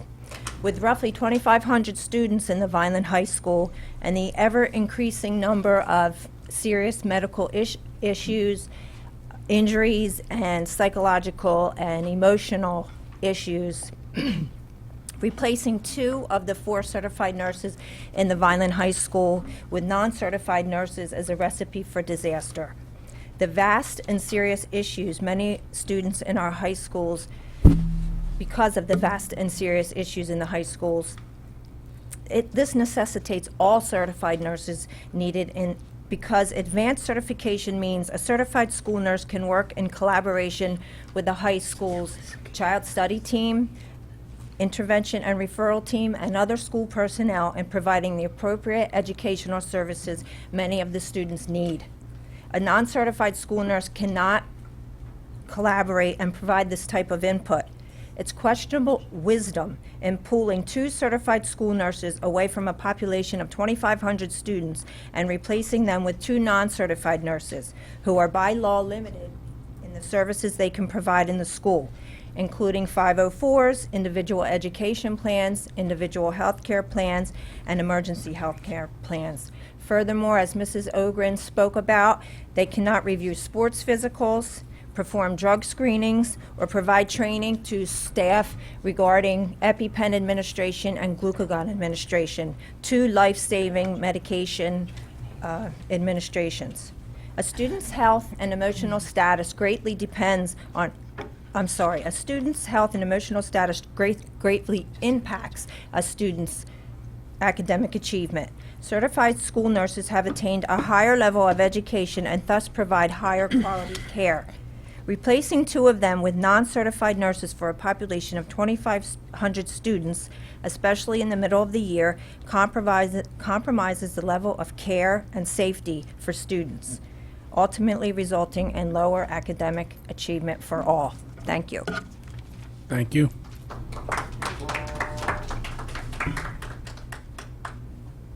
Is that everyone, Ms. Haley? Yes, that's everyone. Okay, at this time, take a motion to vote. I got questions, so. Wait a second. Oh, you do? I'm sorry. Excuse me. Yeah, the appropriate procedure would be is that Dr. Gruccio either renews her recommendation, revises it, or withdraws it, but it's up to Dr. Gruccio now in terms of that. Yeah. Before I do either, I want to make sure I'm correct that you have had discussions with Mr. Fry regarding these transfers and the legality of them. Is that correct? The transfers are a matter of managerial prerogative. A school district administration can recommend that certified school nurses be in each school. The case law that Mr. Fry had consulted indicated that they did not have to be in every school. Okay. And of course, that any registered nurse who's not certified must be supervised by a certified school nurse. Okay. So what I'm saying to you is that your recommendation is not illegal. Your recommendation is what it is and what you believe to be in the best interest of the district. There may be disagreement on that, but your recommendation is not impermissible. You know? Okay. And what was shared with me with Mr. Fry and why this all came about, just to make this clear, was a fellow nurse brought to our attention that this should be revisited, and that's how this all came about. And Mr. Fry has been communicating with Dr. Rossi, Mr. Salerno, and so on and so forth throughout this whole process as to what should happen tomorrow and what the steps are and so on and so forth. So nobody should have been blindsided based on the emails that I just reread. And Dr. McCann has been in the loop the whole time. So I just want to make that clear before I move Make your forward with the yeah, recommendation. okay. So what is your recommendation? Okay, so, okay, so then I will go back and recommend the approval of 1.1A. With respect to the transfer. Correct. Is there any comment? I have questions. I'm not sure who's going to answer them, but I do have a lot of questions. First, I want to make it clear that because this is a combined board meeting, usually when a work session takes place, we are able to hear your comments or anyone that has issues with the agenda. We're able to hear their comments, and then we have a week to do research, and then we finally make a decision. But in this case, it's a combined meeting, so we voted based on what was on the information that's provided here on the agenda, and now we have more knowledge for questions with your presence here today. So I have like a total of probably 5 questions. I'm assuming it was stated that the Camelot alternative nurse and the DePalato nurse retired on April of 2016 per the comments stated prior. So, question number 1 is what happens if one of the certified nurses established at the high school, because there's still going to be 2 there if this transfer takes place, is out? What would be the procedure if one of the certified nurses are out? If there were, and Dr. Rossi, correct me if I'm wrong, because you've been more involved with this situation with Nate, but if one of them was out, there is another certified nurse in case of an emergency in the other building that would work with that nurse that is being transferred to give direction regarding, And hope a certified substitute nurse is available that we Right. would call, if there is one. if their Right. person's available. Okay, so that would be your Hope? first step, correct? Hope was the word? We cannot guarantee, Mr. Meadow, that the substitutes are available. I understand that, okay. I just want to make sure I heard that word right. But if they're not available, what would be step number 2? The There's a- nurse in the other building. There's also a plan Mr. Fry has of how the procedure works. In the absence from a few years ago of not replacing the nursing supervisor, we've using Mr. Robbins to help us with that. Mr. Fry's been involved, I've been involved. Many people are teaming up to try to deal with these issues on a daily basis. And in this case, we would go to the contracted service to fill the need. Right, but it would be a CSN need, or? Not necessarily. If we could not find a certified nurse substitute, we would go to the contracted service. Okay, question number 2. Let me see.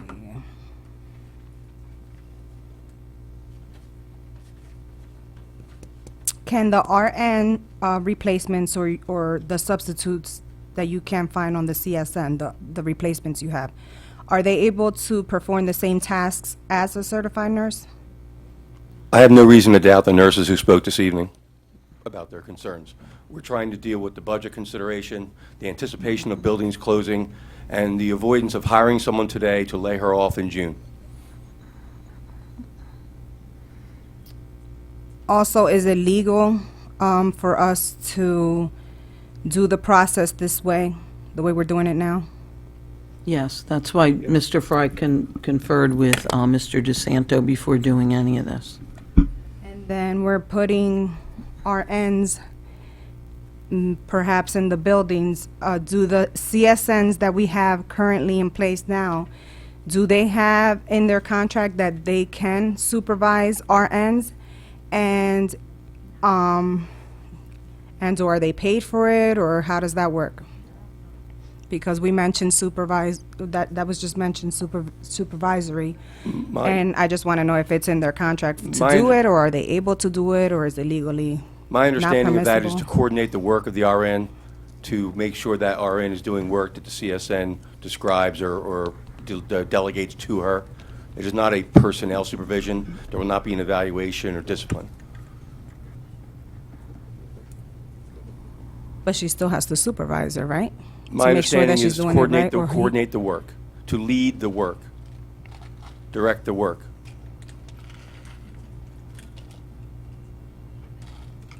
And then field trips, are other substitutes, like the RNs, are they allowed to cover field trips, or does it have to be a CSN? Ideally, it is a CSN. We have so many field trips, as the ladies mentioned.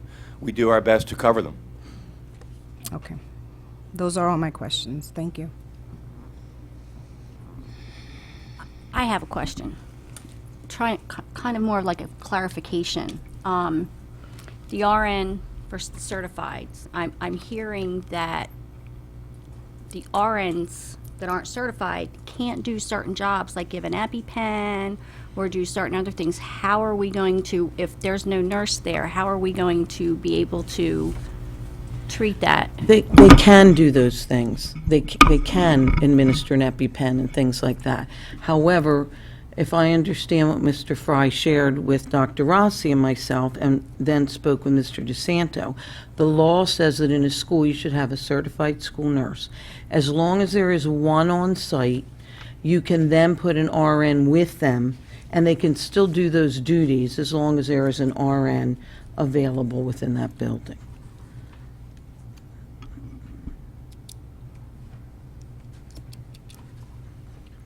Any more questions? I have a comment. In light of all the information we've received, I would feel more comfortable if we could table this, just so that we could get a little more information. I'm just a little bit uncomfortable making a decision now, given the fact that my concern is, in the event that the certified school nurse is unavailable, and even if we have 2 RNs, technically we would not be in compliance with our statute. So I just want to make sure. We actually are, because even at Cunningham, for example, if we have an RN there, it's part of the high school campus. It's a program under our high school. And as long as there's a certified nurse at the high school campus, a certified nurse, we are not breaking any laws or guidelines. I mean, it's not the most ideal. Listen, I have the utmost respect for what these women do, and it's not the most ideal situation, but we didn't feel it was appropriate to bring somebody on who's going to lose their job in June. And these are people that are already in the schools. They're not brand new people starting tomorrow. They've been in another school. He's just flipping them around. Dr. Rossi, are these not people that he flipped around from one site to another? Okay, the ones that are going from the high school to Right. the other schools are our Correct. employees. Correct. The ones that Okay. are coming in as substitutes are from Delta T Group. They are Okay. RNs, and that's on the agenda under 4.6. They're hired by Middlesex, well, they're hired by Delta T, but they're part of a co-op, really. And they Middlesex would work Regional. under one of our certified Right. school nurses until June only, correct? Right, that's Okay. correct. They have not been here, though. Okay. But they would work Okay. until June. I apologize. Why couldn't they go to Camelot? They could go to Camelot. That's, I know at one point we wanted to do that, and then Bob researched that, right? Well, what happened was that there was a preference in the district to have certified school nurse in every building. Obviously, that's ideal. A court case came down within the past few months, as I recall it, that indicated that it was not the case. They did not have to have one in every building. You had to have one in a district. Now, we're not such a small district, we can have one. So the optimum is to have a certified school nurse. The problem we had is that we could not contract for a certified school nurse. The law requires that they be employees. Now, I don't know the personnel process, but it was my understanding that we were having difficulty hiring the certified school nurses that we wanted to optimize for our kids in every building. So now the situation that the administration has done is now recommend what is being recommended tonight. But just for a point of order here, Dr. Gruccio has made the recommendation. There's no motion on the floor right now, so you don't have anything to table right now. If there's no motion in second, this matter doesn't get voted on tonight. So I just wanted to clarify that.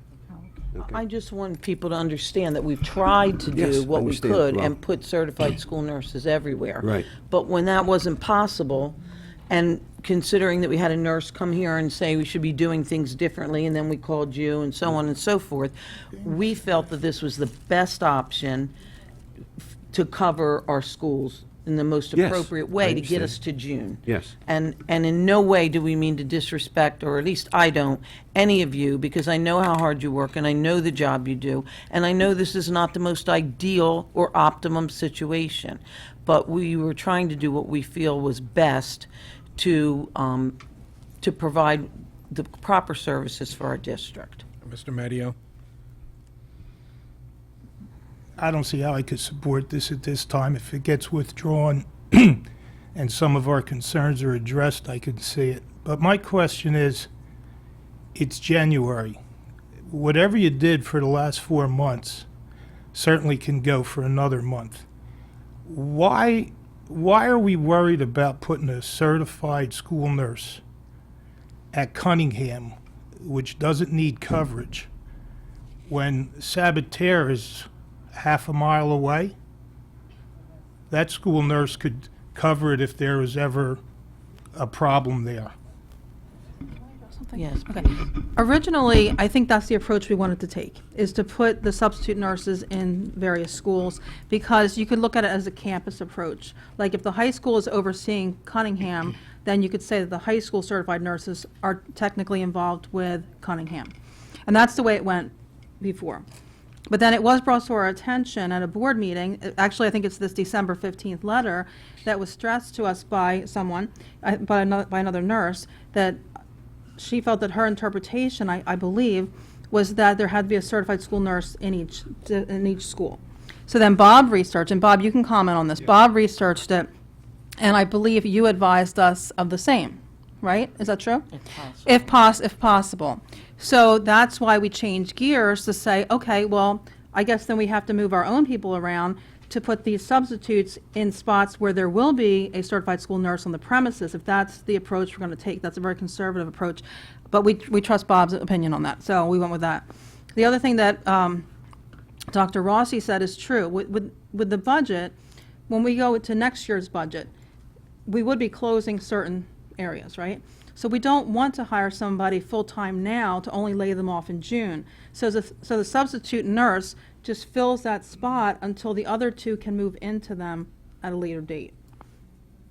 I understand that, but we're disrupting the high school, which is 2 buildings, 2,500 students.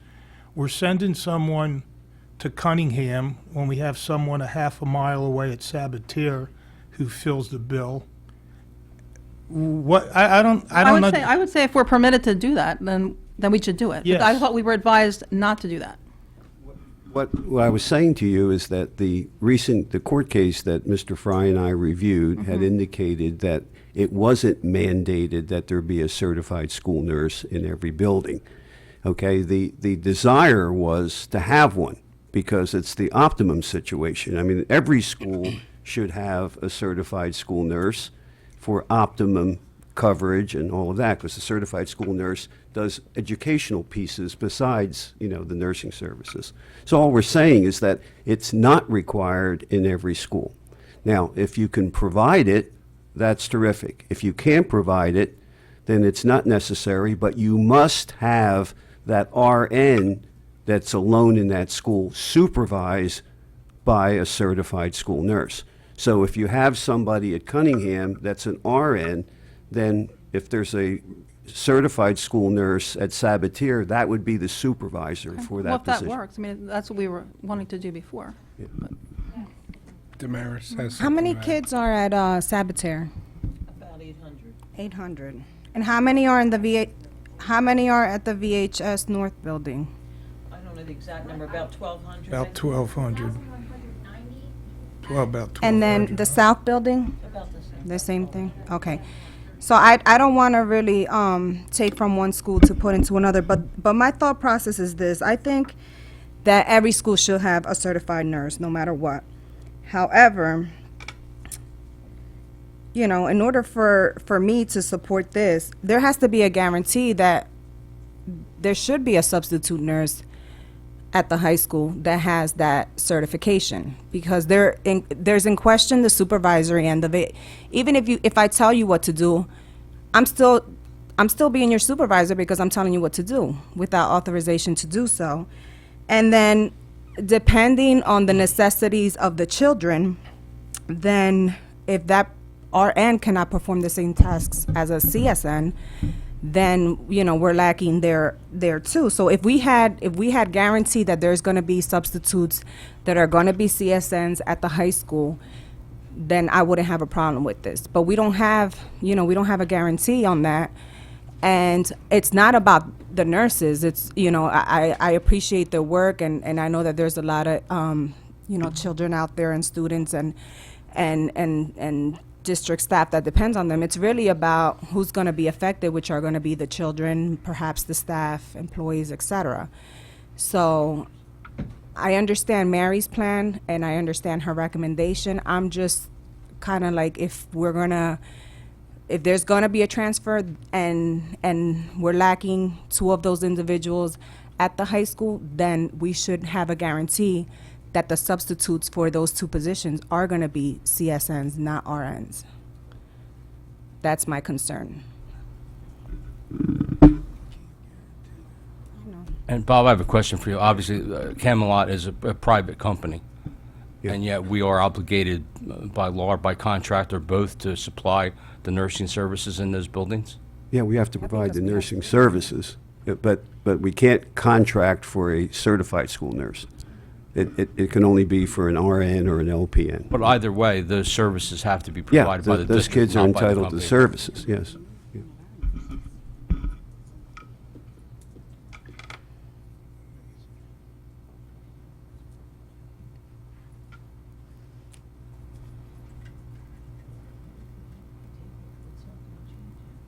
I would withdraw, well, if she gets voted. So if there's no motion and second, you can move on because there's nothing to vote on.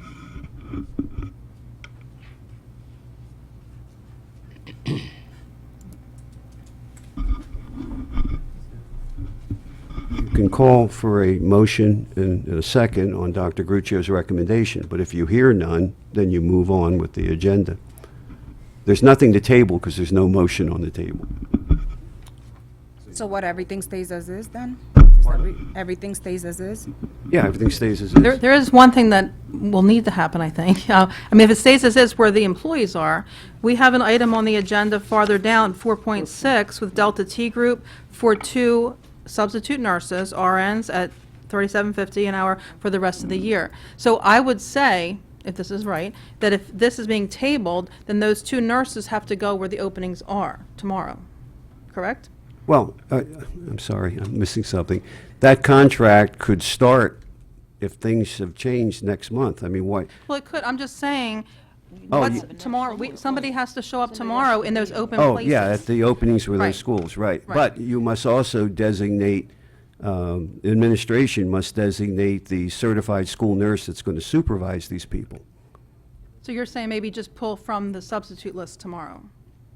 Can that be done, Dr. Rossi? That's not a legal function, it's an administrative Okay, function. I have a question. So Yeah. when we get to 4.6, Yeah. we have to have somebody in these schools tomorrow. So we get to 4.6, and then we don't move anybody, and we put these 2 substitutes in where the openings are. Yes. Okay? Yes. Now, they still have to be supervised by the certified school nurses. These people are not going to be certified school nurses. No, what I'm saying to you is that you have, one of the schools is Cunningham, Correct. Okay. Well, you can, Dr. Gruccio can designate the CSN from whatever school to supervise. That could be Sabatier, it doesn't have to be the high school nurse. Right, but a But it can be certified because of school the nurse connection must- with that. Right. Yes. Part of their building. If it's part of that building, then that would be the appropriate one. Then with respect to the other school, is it DePolito? Palo. You know, then you'll have to designate a CSN to supervise that person. Be the substitute for another month. I don't think we can. We need a nurse. in Well, there then he would tomorrow. have to what? again- Yeah. Dr. Trying that Rossi now. is addressing I'm this. reaching out to my staff now to try that process immediately. To get a substitute nurse? Correct. From somewhere else, or Yeah, from for our our pool? sub-list, we'll go sub-list first. Okay. As long, I But- just want it to be staff. My concern is staffing. I want somebody there tomorrow. But my concern is that if you approve this contract, Joe, if they approve the contract, you know, either we're going to get a substitute tomorrow, or we're going to get these people, but that contract starts, that clock will start on paying those people. I you know, but what I'm saying is if we don't know what we're doing yet with Delta T, it's a lot safer for Joe to get from our substitute pool than to award this bid. We're going to Yes. need somebody for the rest of the year in these buildings where the openings are. So if the board is so inclined to not move the people that are on 1.1A. then we need to approve 4.6, in my opinion, and those people need to fill those slots to the end of the year, and a certified school nurse will still have to oversee what they do. Exactly, but Helen was saying that she was concerned about awarding that contract, and But we- fine, then award it. But then you don't, I'm saying you don't then utilize the substitutes. I Those just want people will be somebody there there. tomorrow. Yeah. Right, because he'd have to have a substitute there every day until the end of the year, is what I'm saying. So it would make more sense To do those. if the board is comfortable not moving people, then at least approve 4.6, so we can put these Yeah, okay, does that make sense? makes sense, sure. But then that is definitely those two people for the rest of the year. Yeah, Right. then you won't be putting substitutes in. What's it? I know that. I didn't hear what you said. Oh, Lordy. Here you go. This is no, I'm sorry. Okay. It doesn't, the recommendation doesn't have to be withdrawn unless the didn't have a doctor. motion. Yeah, because there's no motion, so let's move, we can move on. We still have to do 1.3. All right. Do I have a motion on the approval of 1.3? Because we already did 1, 2, right? Right. Okay. Motion on 1.3. Recommending the approval of 1.3, approving a memorandum of agreement with the Vineland Association of School Psychologists and authorizing the execution of a collective bargaining agreement consistent with the terms of that memorandum of agreement for the term of July 1, 2016 through June 30th, 2019. So moved. Second. Roll call. Ms. Acosta? Yes. Ms. Codispoti? Yes. Hold on. Mm-hmm. Discussion. Comment and discussion. My fault. Anyone? No. Mr. Fiocchi? Yes. Mr. Medio? Abstain. Ms. Rios? Yes. Mr. Sabrana? Yes. Mr. Boardley? Yes. Mr. Jennings? Yes. I recommend discussion and approval of field trips and district travel and of the new curriculum for dance two. We voted on the Oh, I apologize. I didn't think we went through with the vote. All right, now move on to finance. I would like to recommend discussion and approval of budgetary transfers under general, school-based, and ECPA budgets for November 2016. Discussion. Comments. Motion. So moved. Excuse me, Dr. Guccio. I guess one procedure you can do to expedite things is perhaps just recommend discussion of 4.1, 4.2, 4.3, and then bundle it for a vote. This way, we only have to take one vote. 4.1 through 4.13. No, what I'm saying is that A few at at the a time. combined meetings, we do one at a time on discussion, but then for purposes of voting, you can bundle it Right. what is it, 4? 4.1 to 13. Okay. 1 through 13, or whatever it is. Right. So this will be recommending discussion. Okay. This is a 15-kiss night, I tell you. For 4.1 right now. 4.1. Discussion. Discussion. Next. Next. Motion. No, we're not doing that. Just keep Go going. ahead, keep going. Go ahead. Okay. Go through all for Recommend discussion of Board Secretary and Treasurer reports for 2016, November 2016. Discussion. I recommend discussion of approval of discussion of special education student placements. Discussion, any questions? Yes. I recommend discussion for the acceptance of a Museum of American Revolution grant for Menny's Elementary School in the amount of $900 for 90 students to attend the field trip.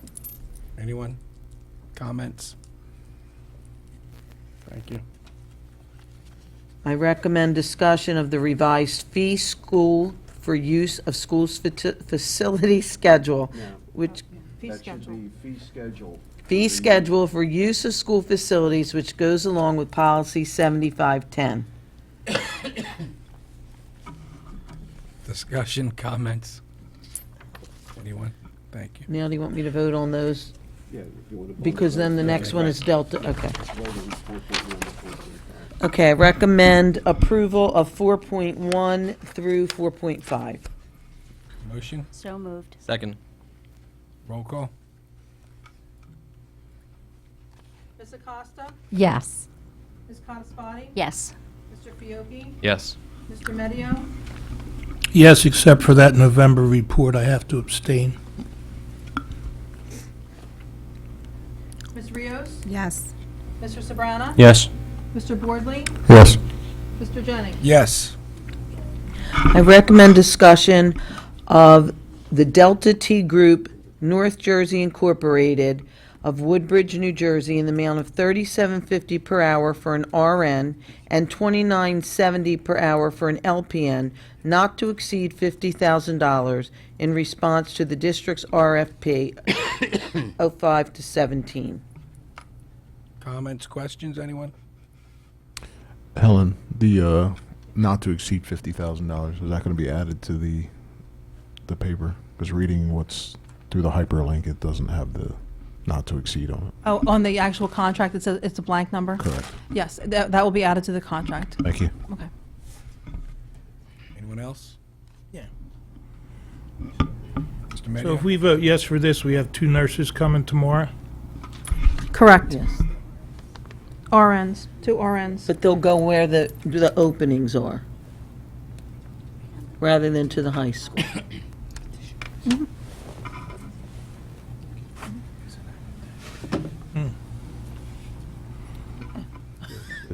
You need a motion, Motion for approval. approval? Can I just ask a question? Sure. In the contract for nursing services under 1A, it indicates in terms of qualifications of nurse that they're agreeing to supply a registered nurse holding an educational service certificate. Wouldn't that be the same? Or is that The something? language, Inez, at the bottom, as requested. In other words, if we're requesting a CSN, they provide it. If we're requesting an RN, whatever we request is what they provide. So if we're requesting an LPN for whatever, not in this situation, but whatever we're requesting, they provide and we pay the rate for that person. So all I'm saying is that it's, Rates are the $28 key and language is as $37, requested. right? Gene? 37 Gene? and $29. Now, we have substitute CSNs in our district. What's their rate per hour? What's the substitute daily rate? Somebody's got to know that. How much? It's 250. How many hours? 7. So that's $35 an hour, roughly. How much is this? What am I gaining here? Reliability, sir, for showing up and being available is the direct answer. Okay. Can we make a contract to have them come in as needed? Well, right now, we have 2 open positions that need to be filled. I the rest of the understand year. that. All right, I understood that the first 5 times I heard it. Now, we have substitute CSNs. I'm asking a question. This is the first time I saw this. You'll have to bear with me. Can we call up our substitute CSNs for approximately the same money, and then if we don't get any of them to come in, we can get someone from Delta? Can we change the contract to do that next month? I'm not aware that Delta Tech is willing to do that because they're looking for the security and stability of having 5 days a week for the rest of the year. I don't know I that the think what- question was ever asked. Well, here's the thing. They do substitute nursing, but we were instructed, and again, like Keith and I just do the bidding part of it. Like we don't do the specs or anything, but we were instructed to go out with an RFP for 2 contracted nurses for the remainder of the year. Okay. Now, Delta T, I believe, does provide substitute nursing, just like Bayada or interim or anybody else. But this specifically was asking for those services. So the contract that you put together for them is for those 2 steady people for the rest of the year. In the end, they did give us a price, but they also are through Middlesex Regional Ed Services Commission, so that rate is less. So that's why we got the $37.50 rate. But they do daily substitutes. They do. It's just that's not what we put out at the RFP. Mary, I just got a note from my staff. We filled DePalto. We have filled DePalto for tomorrow. We're working on Camelot now. Yeah. But that's temporary. Yeah, that's just for tomorrow, but We could still approve this, this right? would be different, yeah, The- because this would be. The thing is, nurse every day. here's the That thing. would make no sense. This, here, if you approve this the way it is, the contract we have with them written up is from tomorrow through the end of the year. You might not want to do that at this point then. You know, I don't know what you want to do, but I mean, I'm just saying, that's what we went out for an RFP for. Delta T can be used for substitute services. But don't forget, you're not going to have any consistency Right, for our kids. right. These people just stood up and said how important it is for our kids Right. to know their nurse, to be there on a daily basis. This is going to be every day. Joe playing around trying to get a sub. Right. It'll be a different person every day. Right. That is not in the best interest of our students. Right, this one secures 2 individuals consistently till the end of the year. Long term. Does Delta have CSNs? We had a hard time finding CSNs. We went out to RFP before, and we had to reject it because the people could not come through and give us a substitute CSN. So that But is, does Delta specifically have they them? will, they had a hard time finding them because they get placed very quickly. So the CSN, a substitute CSN is hard to get because they are scooped right up. It's true. So we did go out to RFP one time. They couldn't do it. Then the reason why we can't just use like the reason why we can't use, say, just anybody like Bayada or interim from now to the end of the year is we would surpass our bid threshold. The bid threshold is $40,000. So with these 2, say these 2 people to the end of the year, it does hit right about 50. So we had no choice but to do an RFP, but actually it's okay because these people are part of Middlesex Regional Ed Services Commission, so we use that rate instead. You know, so you don't have to do an RFP for them. The whole point of this one is to secure consistent people to the end of the year. That's what this is about.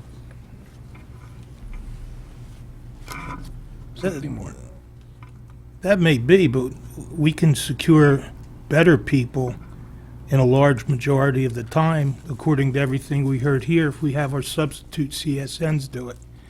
And just as an aside, April the 30th, you knew that you didn't have these 2 positions.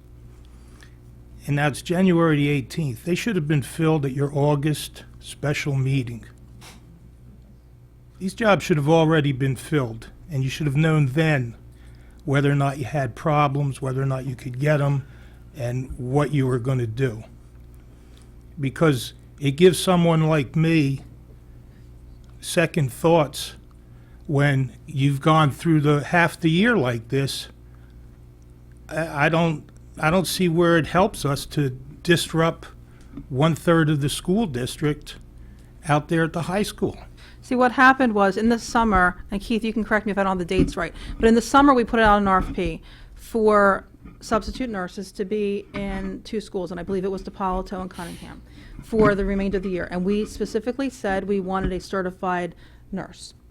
And we got some bids back, and then when push came to shove, I said, you have to name names. We need resumes. We need all that stuff. We need to know that we're getting certified school nurses. When push came to shove, they couldn't get them. So then we had to go to another thing by bringing in substitute nurses up until now. And we had the consistent people, I believe, up until now, but we went out to bid again to do the same thing, but we realized, I guess, in talking to Bob, that we could get a substitute RN instead of a CSN, because I guess we couldn't do CSNs as substitutes. And then because of that letter, we were advised not to put these people out on their own. You know, it just went through a lot of different stages. But there was the same person in these. But there was the same person all this time, but now we're going out for the rest of the year with an RN.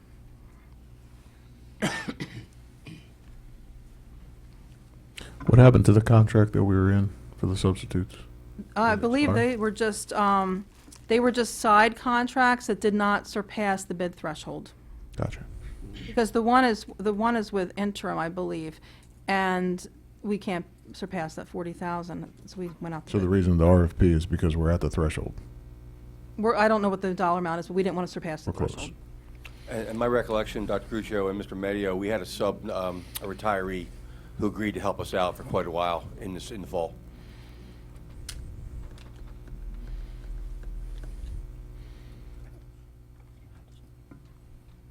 Any more discussion? Motion to approve 4.6. So moved. Second. Roll call, Ms. Haley? Ms. Acosta? With respect to, as long as I think it was, as long as in the contract, 1 subsection A, qualifications of personnel, be amended with the amendment of that contract in terms of the language, I would vote yes.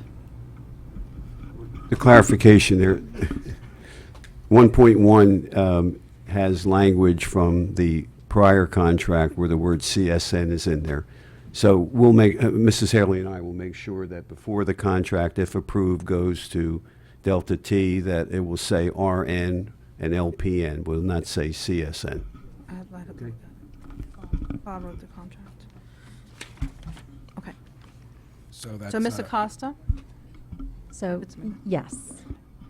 Ms. Cottospati?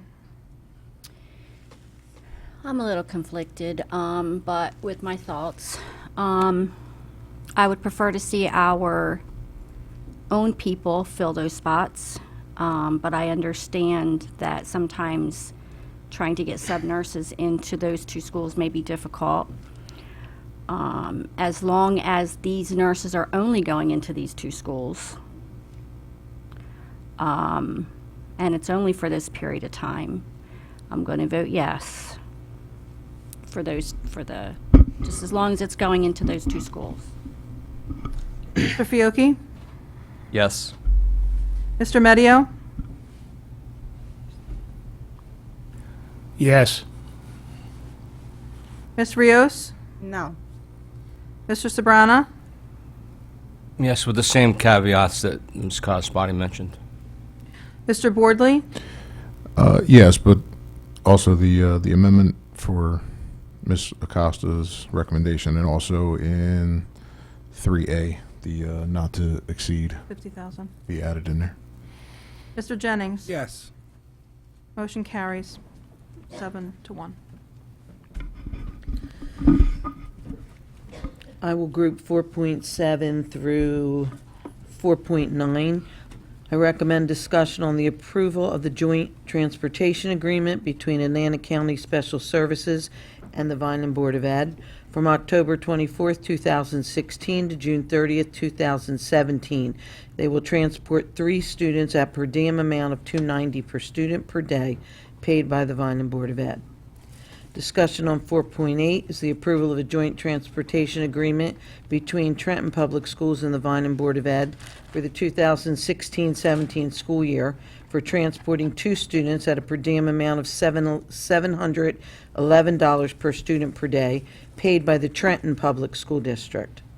4.9, discussion of the approval of a joint transportation agreement between Greater Egg Harbor and the Vineland Board of Ed from October 7, 2016 to June 30th, 2017 for transporting 1 student at a per diem amount of $27.80 per day. Any discussion, comments, questions? Who's paying for the 4.9 one? I'm sorry. Who pays for the 4.9 one? We do. Okay. Correct, I am correct, right? Joe, can you 4.9. respond to that, please? Are you kidding me? Thank you. So moved. Motion? So moved. Second? Ms. Acosta? Yes. Ms. Cottasvati? Yes. Mr. Fiocchi? Yes. Mr. Medio? Yes. Ms. Rios? Yes. Mr. Sabrana? Yes. Mr. Boardley? Yes. Mr. Jennings? Yes. I recommend discussion of the revised preschool budget with an increase of $18,158. This relates to a change in a carryover amount. The revised total budget for 17-18 is $18,869. I apologize. $18,869,128. Questions or comments on 410? I recommend discussion for the approval of following amendment to the IDEA grant previously approved and on file with the Secretary of the Board. New Jersey Department of Ed Individuals with Disabilities Education Improvement Act, amendment to include carryover funds for the 16-17 school year. July 1, 2016 to June 30th, 2017. Basic allocation being $3,442,924, and the preschool allocation for 3 to 5 of $109,047. Go ahead, read the next. Okay, recommend discussion for approval of a consulting agreement with Salmon Ventures Limited for lobbying services on behalf of the Vineland and other South Jersey districts in the amount not to exceed $3,333 monthly for a term of 12 months.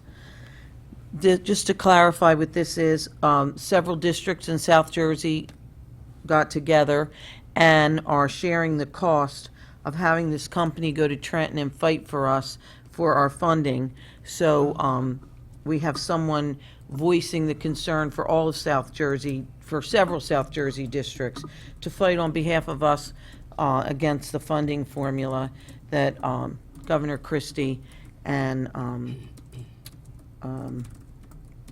that Governor Christie is proposing, as well as the possible, what's the other one that, I'm drawing a blank, excuse me. I'm just drawing a blank, I apologize. That Senator Sweeney is out there proposing a separate agreement, and this group will go and fight for our South Jersey districts to try to provide flat funding or better for the districts combined in this area that are paying money toward this firm.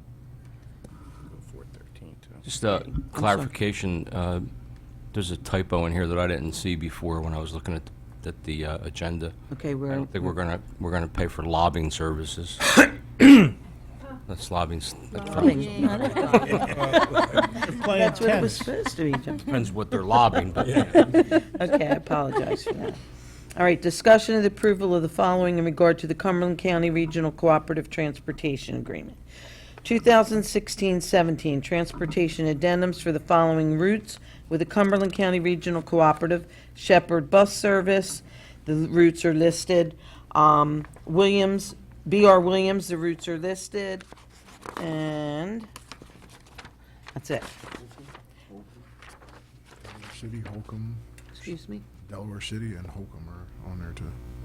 That's another Did you one, go down that's to E? B. Did you go all the way down to E? So, Okay. We didn't get to B yet. Okay. All right. Under B, recommend discussion for the contracts for Cumberland County Regional Cooperative. The routes are listed for B.R. Williams, Delaware City Bus Service, Holcomb Bus Service, Shepherd Bus Service, and Shepherd Bus Service. Recommend discussion for the out-of-district joint agreements with the Cumberland County Regional Cooperative, Clearview Regional, and there are 2 routes listed there. Recommend discussion regarding the record and awarding the bid for student transportation to CJ's Bus Service, contract term January 23rd, 2017 to June 30th, 2017, in the amount of $67,025. And the last one is recommending discussion on transportation statistics and updates for November of 2016. Okay, let's take this one at a time. 410, discussion. No. You've already had discussion on 410 to 413. Right. Dr. Gruccio will recommend approval of 410 through 413. Okay? We are. Okay, I recommend approval of, Each item gets discussed individually, and then you bundle for a vote. She's bundling 410 to 413. Okay, I got you. All right. okay. I recommend approval of 4.10 through 4.13. Motion, So moved. Second. roll call. It's gonna be a battle. Ms. Acosta? Yes. Ms. Cottasparty? Yes. Mr. Fiocchi? Yes. Mr. Medio? Yes. Ms. Rios? I just want to state that I wish we didn't have to pay a company to fight on our behalf, and I think the charges should have been, kind of a little bit less than what we're getting. I understand that we're doing it per student and that kind of thing, but I just wish that it was like a flat fee and that we didn't have to pay somebody to fight on behalf of our funding. But other than that, yes, on all the items. Mr. Sabrana? I have the same reluctance, but I vote yes. Mr. Boardley? Yes. Mr. Jennings? Yes. Any items proposed by board members? No? Eugene? Yeah, for next month, can we have discussion on something I campaigned on and ran on, the return of computer classes to the elementary school? Can that be put on the agenda?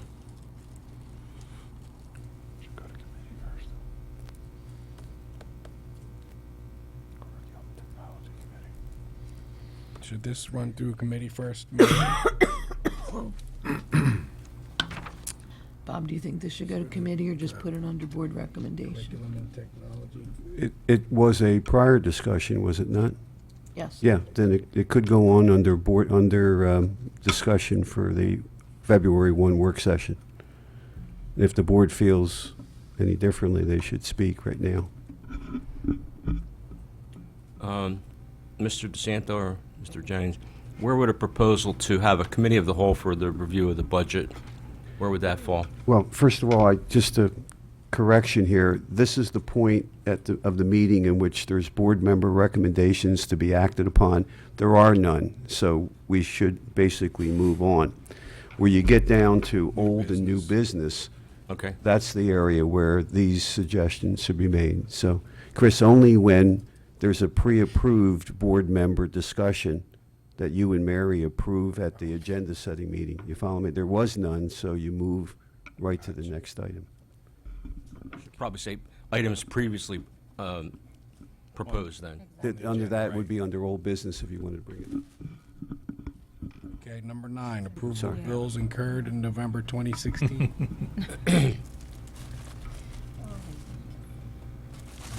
So moved. Second. Roll call. Ms. Acosta? Yes. Ms. Cottasparty? Yes. Mr. Fiocchi? Abstain. Mr. Medio? Abstain. Ms. Rios? Yes. Mr. Sabrana? Yes. Mr. Boardley? Yes. Mr. Jennings? Yes. Motion carries. Any public comment on any matter? Limited to 5 minutes, please. We do have one. You don't need that for this. You don't need that for this. Well, we have a person, right? We do have someone here. Oh, good. This is somebody who wants to comment on. He said you don't need a What I'm saying is No, that I know that. the yellow sheet is only for agenda items. Yes. Vicki Miller. I have a question. The RPOs that were brought up in the November meeting, has anything come of that yet? We don't engage. There were interviews Right. for the person who would oversee this, first-round interviews. It's been narrowed down to, I believe, either 2 or 3 people. We are waiting for second-round interviews because we want to bring this back up to policy and personnel and make sure that they want us to continue moving forward since it came from that committee. And if they do, then we'll proceed with second-round interviews. Then it wasn't scrubbed. No, no. Thank you. Okay, you're welcome. Anyone else? No? Committee reports? Curriculum committee. didn't have any committee. We didn't have a meeting in December, but we are scheduled to meet our new committee January 30th. January 30th, 4:30, right? 4:30? Okay, old business?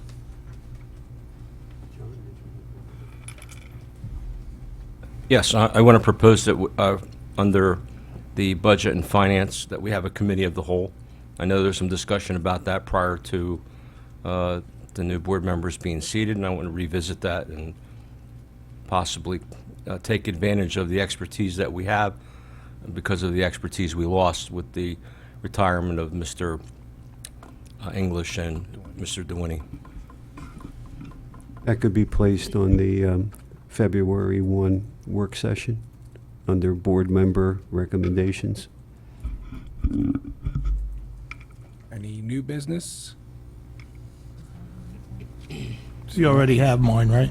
Yes. Okay. Your next month return computer classes, you want to discuss it for the middle schools? Middle schools? Elementary schools. Can't read my own writing. Okay, do I have a motion for an adjournment? Board So member moved. comment? Board member comments. Oh, I'm sorry. Board member comments. Thank you. Mr. Fiocchi down there. Just looking forward to finally get started and dive in. I'm going to lean on expertise of other board members. I'm ready to go. Okay, thank you. Ms. Acosta? I just want to again congratulate Dr. Gruccio on a much-deserved honor, being inducted as into the Women's Hall of Fame. I think you serve as a role model for all of us, and I thank you for the many, many, many years of service and what you've given to our community. Thank you very much. Ms. Cataspati? I'd just like to thank everyone who came out tonight. Our old faithfuls are here, and I did have the privilege of being one of the judges in this year's Mr. Vineland pageant, and would like to congratulate Thomas Burgess for being crowned Mr. Vineland 2017, and to all the young gentlemen who took part in the competition, along with everyone who helped out backstage to make the night such a success. Every one of the contestants did a great job, and the show was very entertaining. I'd like to echo Ms. Acosta by congratulating Dr. Gruccio again. She definitely is a role model. One of the preschool events, they're having their snowball at Delago Friday night. I believe it starts at 5 o'clock. I'm going to pop over there real quick to see. I missed it last year. So, and as we start getting preschool events, I will pass them along. So, Thank you. Mr. Medio? Yes, just a couple of things. I think I abstained more tonight than I abstained ever before, and that's because I wasn't here for the things they were voting on, so I shouldn't vote on them. Going back a couple of months, I'd like to congratulate Danny Russo and the Vineland football team on one of the biggest victories that Vineland's ever had, probably. We beat Millville on Thanksgiving Day, and they went on to be state champs. So that's the kind of thing that people talk about long after we're all gone. As far as my meeting about the budget with the superintendent, I didn't get any particulars at all. I did find that we have a $5 million shortfall in the projected budget for next year. As you heard said tonight, there's a hope for flat funding. I don't know how realistic it is, but I share in that hope because the governor wants to cut $70 million, which is not going to happen. But even Senator Sweeney, who's on the other side of the aisle, has said that the best you can hope for is flat funding, and one of his proposals calls for a cut. So if they cut us 5%, that's $10 million. Well, no, they don't give us the whole 200. 5% of about a 130 be about $6 million. So one thing I can say, I can't imagine how any of my fellow board members can look at creating new positions when you're going to have trouble filling the ones you have. Thank you, Mr. President. Ms. Rios? I would like to thank the flag saluters that were here today. They did a wonderful job. Congratulations once again to Dr. Gruccio. And also the VHS students that were awarded the Global Navigator Scholarships for 2017 Summer Abroad programs. Job well done. As far as Cunningham Academy, it's a shame they left, but I had written something. It's amazing to witness how a private sector such as Camelot Education can assist, guide, and lead the district in making a positive change at Cunningham Academy, helping our students progress and prosper. Congratulations to those students who are enrolled in the program, and I hope that you take advantage of all the benefits that this program has to offer. I had the pleasure of visiting that program when we were prior to approving the contract in Philadelphia, and as we can see, what is taking place in Philadelphia is taking place here as well, and it's nice to see that, and I look forward to visiting that school here in Vineland sometime soon. Thank you, and have a good night. Thank you. Mr. Sobrana? Also congratulate our flag saluters from Petway. And thanks to Jeff Ashton for that very encouraging report from Cunningham Academy. It's further evidence that funds spent on programs like these offer hope and promise for our young lives, not to mention the savings of many more dollars down the road in social service costs. I also want to congratulate the VHS students for the Global Navigator Scholarships and what is probably going to be very exciting experiences next summer. And also congratulations to Dr. Gruccio for the recognition that she received. And welcome to Mr. Fiocchi, and welcome back to Mr. Medio again. Thank you, Mr. Sobrana. Mr. Bordley? I concur with my colleagues up here on the congratulations. I want to thank Mr. Frangipani for his work with the HIB, the training. It's all very great stuff to hear. And also, my mother-in-law was inducted to the Cumberland County Hall of Fame last year. It's a great honor. I'm sure there's lots of great candidates. Very few, I think, can match what Dr. Gruccio has done. So congratulations, and I look forward to attending. Thank you very much. Thank you, Mr. Bordley. I'm going to be short and sweet. Had the privilege to attend the Poetry Out Loud Tuesday morning. I didn't know what to expect. I'd never been to one, but these kids seem to have the natural ability to express what they're saying in changing their dialogue and body language, and it was just really, really interesting. And we had a lot of good contenders, and I think every single one of them was better than the other, as good as the other. So no one should be ashamed of not making it.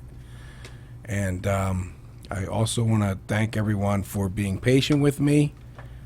Sitting here is it's different than sitting over there, and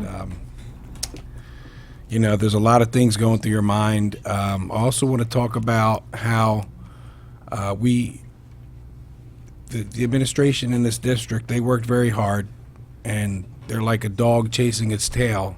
They keep going around, and we talked about the same thing up here over and over in different words and different languages, and it's just it's very hard when you just want to get to the end result, which is educating the child, and we're doing everything we can. Dr. Rossi, he's working hard not to hire somebody and then fire him. And I think that's the point that everybody's missing here. We don't want to hire someone and fire them in 4 or 5 months. It's just, it's ridiculous. So I think everybody just needs to be patient, help us get through this. We're all working hard to get through it. And this budget is going to be, I've been hearing it since I've been on this board. Every year is tougher than the last one, and it's just getting tougher and tougher and tougher. So please be patient with us, and congratulations, Dr. Gruccio. Thank you. Can I make a comment? No comments for you. I just want to thank you all very much for your kindness. It's truly appreciated. I want to welcome Nick to our board and Jean, and welcome back John. I look forward to working with all of you and having a productive year. I wanted to just let you know that Nathan, of course, never misses a meeting, but he had a function with his family this evening. His daughter was in a competition, and that's why he is not here. And I want to also thank our flag saluters in Camelot and the kids from Petway and congratulate our summer abroad recipients. We have so much to be proud of in this district of our students.